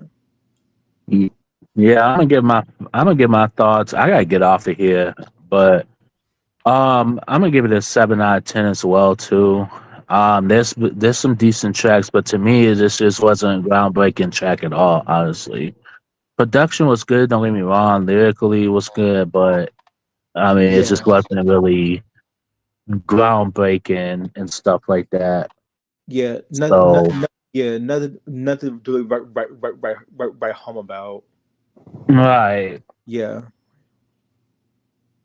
But anyways, I have to get off of here. I have some stuff I have to do, but this All was right. a pretty dope review and all that. And Thank you, yeah, no buddy. problem. And I'll catch you guys later. Adios. All right, later. Yeah, peace. And yeah, yeah, Peace, man. like Oh, the lyrically is good. Like Busta Rhymes, like he can't do no wrong. Like he well minus Blockbuster, minus like those albums, but for this album, like Busta, he's a great like he's a very good rapper. He's a very good rapper. Lyrically, he did his thing lyrically. The production was cool. So that's why I get a 7 out of 10. Like production was cool, even though it was commercial. Lyrically, he did his thing on here. So yeah, 7 out of 10. Like it's a good, decent commercial album. okay. Yeah, Um, my turn. yeah, Well, see what I think about this album. All right, it might it. I mean, it might piss some people off, but this I'm gonna say this. I would give this album a 8 out of 10. The reason why I'm giving this an 8 out of 10 is because there there are like four tracks that should have been off the album, but there are other tracks that I do like. But personally, my favorite track on this album, per no, personally my favorite tracks on there was what? Break Your Neck, Better Stay Up in Your House, uh, Wife in Law. There's only one. yeah. That was good. That was good. Yeah, And the mid, that to me was one of the best out. The best song was on there. There's only one with Mary J. Blige. 'Cause I love Mary J. Blige. yeah, Um, yeah. So she also appeared on later album ELE too. Yeah, right. yeah. And yeah, and my other favorites are Shut 'Em Down 2002, As I Come Back, what else? Truck Volume, um, Holla, Bounce, Let Me See You Throw It, um, what else? What It Is, Master Name It The Voice, Bad Dreams, and Pastor Courvoisier, and so forth. Part two, not part one, part two. All right. So, so yes, that is my final rating here, 8 out of 10. Or if I want to be equivalent about it, 4 out of 5. So that's my final rating there, 8 out of 10. So Ray, I did pulled out this structuring of the tracks. It like the way you will wanted to like you will wanted it. If if this was your album here.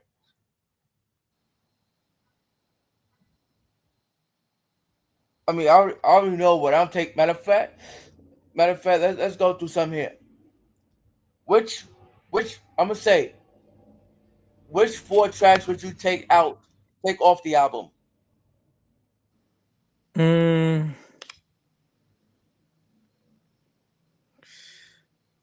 Ass on your shoulders.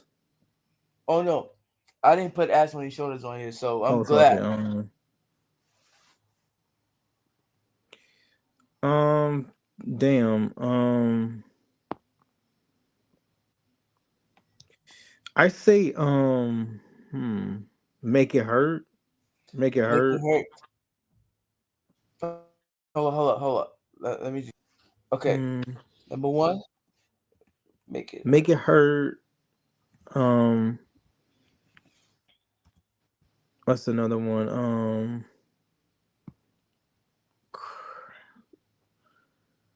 we got what you we got what you want. Yeah, because it was too. Yeah, because it was too fucking jumpy. I didn't feel that energy.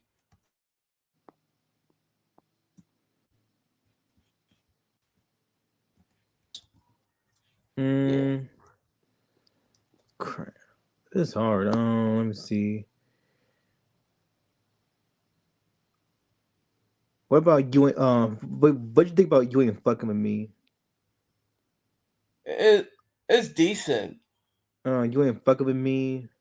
Um, Hold ooh, that's difficult.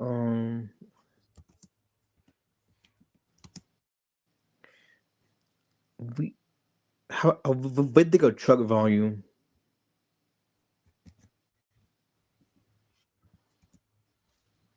No, no, no, no, scratch that. Not truck volume. I can't disrespect Dr. Dre. Mm, not what is. Um, on. Pastor Courvoisier That's Courvoisier. Courvoisier Part Two. Oh, really? Oh, okay. Because I never heard it. Again, you know how I feel about Diddy. Um, like I wouldn't like it Yeah, if Busta and yeah, Pharrell, like but just Busta all and right. Pharrell, because Pharrell, like for Pharrell, I Pharrell, but just take Diddy off. Yeah. Yeah, what was I gonna say? Yeah, yeah. Besides P Diddy, I'm not even worried about it. I was just trying to say that let's focus on Busta Rhymes rapping and shit. and his funny fighting skit with Monique. Yeah, Monique. Like she was about to fuck him up. Okay, so let's say now you have now that you took off the four tracks that should have been off 16 tracks. Yeah, that makes 16. Yeah, let's give you 16. All right, number one. Number one is let's see number one. Number one, make it heard. Uh, no, I'm talking No, about no. your track list structure. One intro. Uh, Two, everybody wait, rides again. Three is I come back. Four, shut them down. Five, Genesis. Six, best stay up in your house. Seven, truck volume. Eight, well, eight. Let me see. Eight will be break your neck because yeah, nine, bounce. 12, holla. 13, 13 wife in law. Um, 14, make. Let me see. 14, make it hurt. 15, okay, what it is. oops, wait. 16, there's only Two. one. And that's it's confusing. Um, Okay, Genesis. Number six. Yeah, better stay up in your house. Yeah.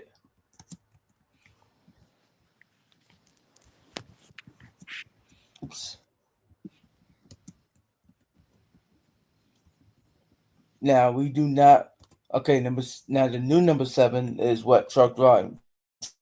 Truck truck volume. volume. Yeah.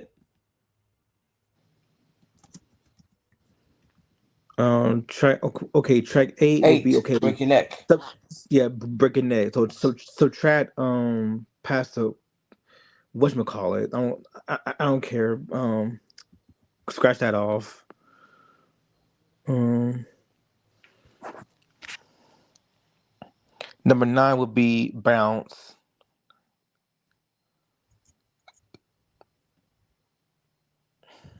Let me see you throw it bounce. Let me see you throw it bounce. Let me see you throw it. Yeah. 10 would be Mm, holla.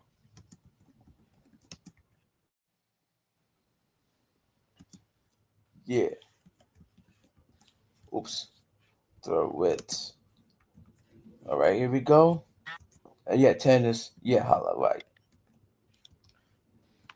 11, wife in law. Okay. 11. 15, make it hurt. No. 12, make it hurt, dude. No. 10, 10 holla. Yeah, 11 is what? Wife in law? Wife in law. 12 is make it hurt. There you go. Wife in law. Wait, hold on. Wait. Did you wait? Okay. Wait. Didn't you wanted to take off wife not wife in law. I'm making her. Yeah. What about what it is? Oh, 12. Oh yeah, 12. Okay, 12 is what it is. What it is, Yeah, okay. yeah, what it is. 13. There's only one. Oops.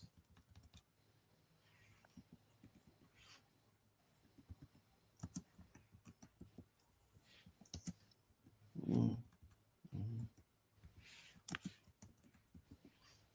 14. Let me see.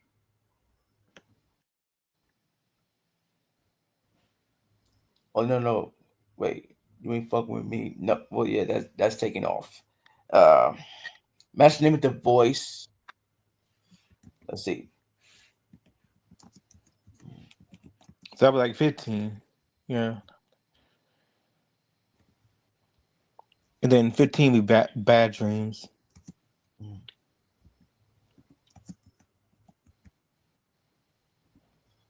Okay. Wait. Then 15 is Bad Dream. Yeah. Okay. What's the other 16? Oops. Yeah, Bad Dreams. Let me see. Hmm. Oh yeah. Uh, we forgot. Oh yeah, we forgot Pastor Courvoisier part one. So, mm. no, I said, no, I said we forgot Pastor Courvoisier part one. So wait. So would that be number five? Number five for you? Yes. Okay. Anyways, Pastor Courvoisier.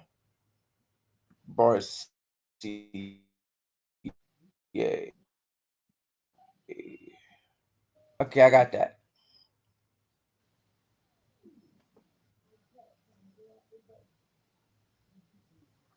Okay.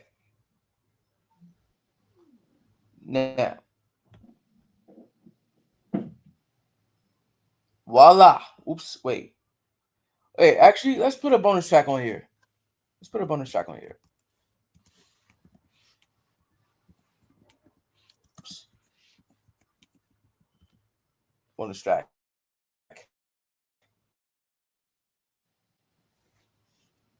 Wait. Oops. Sorry.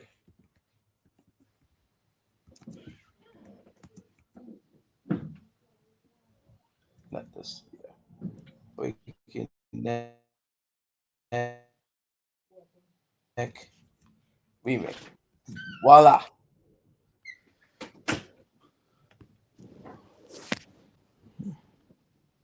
Yeah, that's good.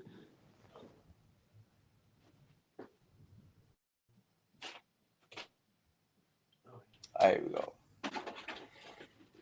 All right. All right. There are four singles off of this album. Can you please name all four singles? What In it the is, breaking meantime, neck. I'm going to try to. What it is, breaking neck. As I come back and pass the Courvoisier part two. Bango. But see, when I was looking at the Patrick Courvoisier, I was kind of confused. Is Patrick Courvoisier part two is on Genesis or it ain't safe no more? I was confused about that.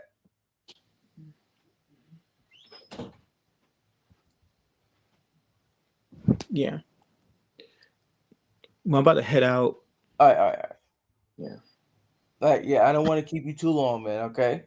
Put my watch on. It's right here. Right here. You put my watch on. Yeah. In the meantime, I'm a structure my own track list for Genesis. You know, what I'm saying as we get off. Well, I don't be listening to nothing you doing, okay? As long as you don't get caught up with nothing illegal. Do you hear me? Mm-hmm. No spam. Anybody ask you for your social security No, number? I don't do no screaming. Don't do none of that. They ask for your personal ID. Just go, don't do none of that. Okay? And I mean that. None of that. Yeah. Yeah, I'm about to head out. So this has been a fun review on Busta Rhymes' Genesis album. If you're a Right. Busta Rhymes fan, And thank you you'll so much, definitely man. love this album.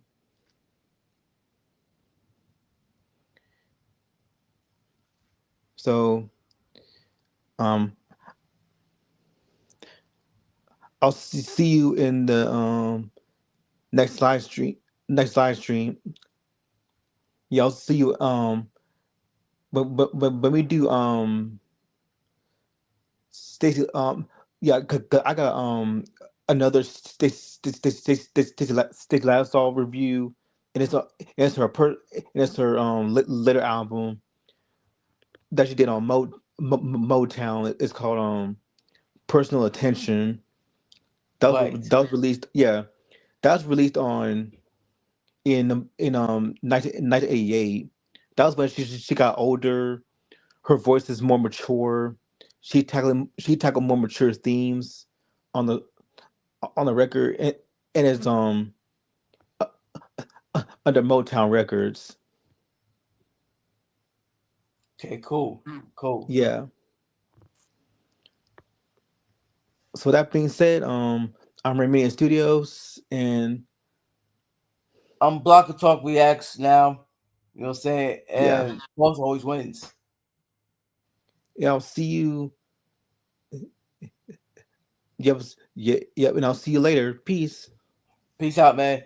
And also I'll see you in my next live stream reviews and so forth. Yeah, is it Jay Z? Uh no, it actually if you want me to even we review volume 3 with you, then I can. Because I Okay, already did it with Mike. okay. And Because of I had course like on 'cause my I saw page. a reasonable doubt on there. Yeah, because they were like reasonable doubt was on the same day as Genesis. I'm like, oh yeah. I got Yeah, I got but I I got changed kind it. of confused. Yeah. Yeah, but I changed it. All right. Thank you. Anytime, man. And don't forget, we gotta review some of more of Maya's stuff too. Yeah, flying and Fear of mood flying. ring. Yeah, Moon Ring to me that's one of her to me that's one of her That's what best, but her better out because because she had more creative control with that one. Yeah. her. Oh, okay, yeah. Yeah, her first album is still my favorite album. Yeah. One of the few teen guys, cause she was like 18, yeah, 18, 19 when she did the album. So she was like of age when she was of age when she did that one because the songs were more explicit compared to like Aaliyah, Brandy, and Monica's album. Right. Yeah, because her album was more explicit. Yeah, because one because she was older. Because she was like 18, 19, whereas Aaliyah, Monica, and Brandy were like around 14, 15. Well, around 14 and 15 years old. Yeah. So I could definitely see why Maya was more, yeah, her music was more adult. Yeah,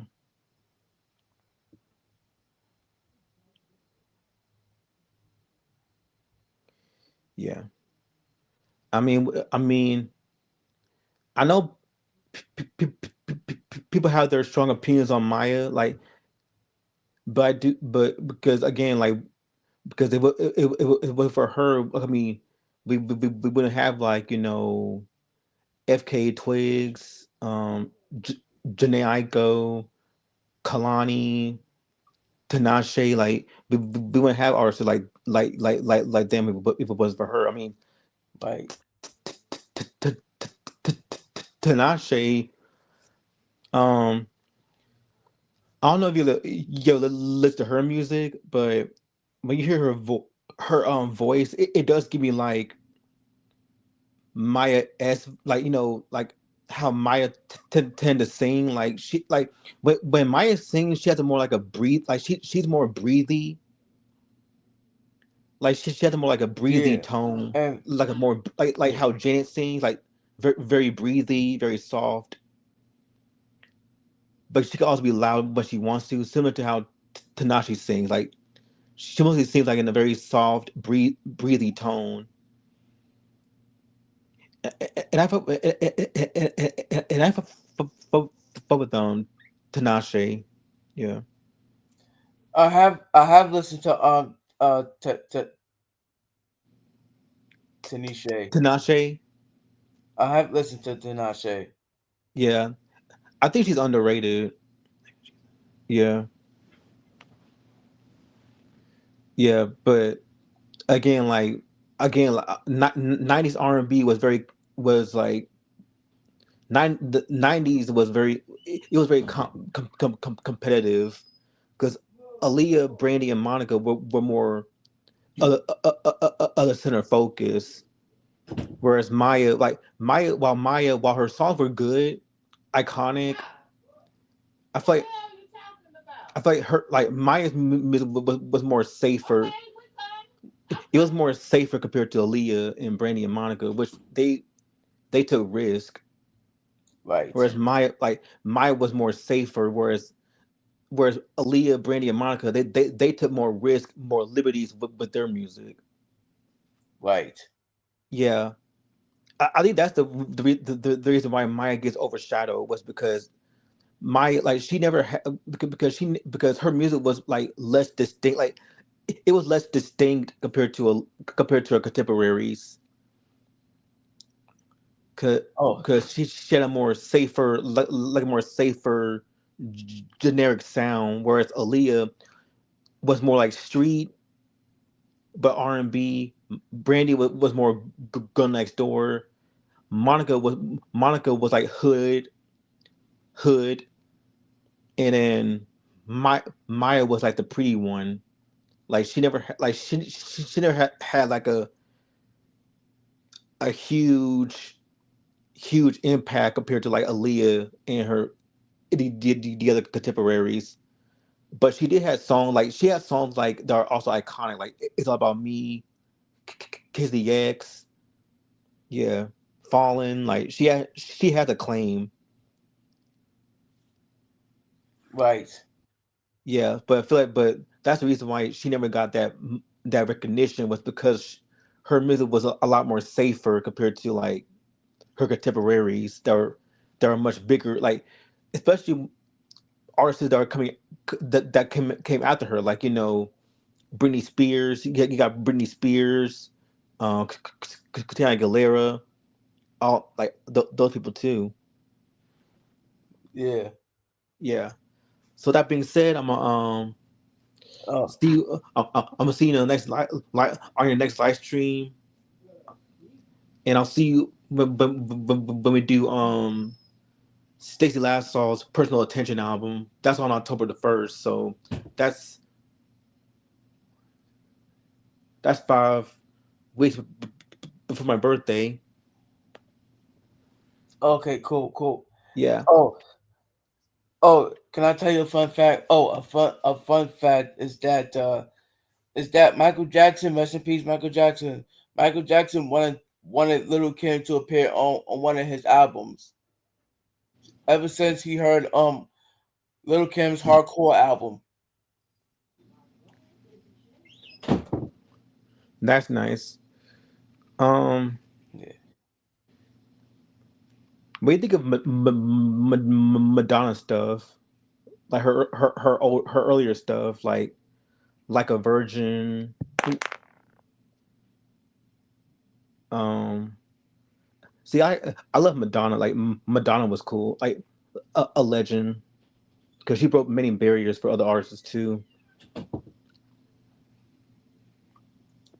Yeah, I haven't listened to Madonna stuff. yeah, yeah, she dope.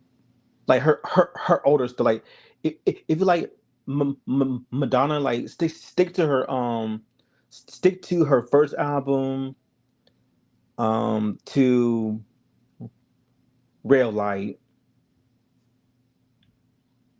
because that's to me that was one of her best years. Like um yeah, and then Erotica, like Erotica to me is underrated. That was when she got that sex bug too. Yeah, so she broke many barriers. Yeah, I'll see you. Peace out. Peace out, man.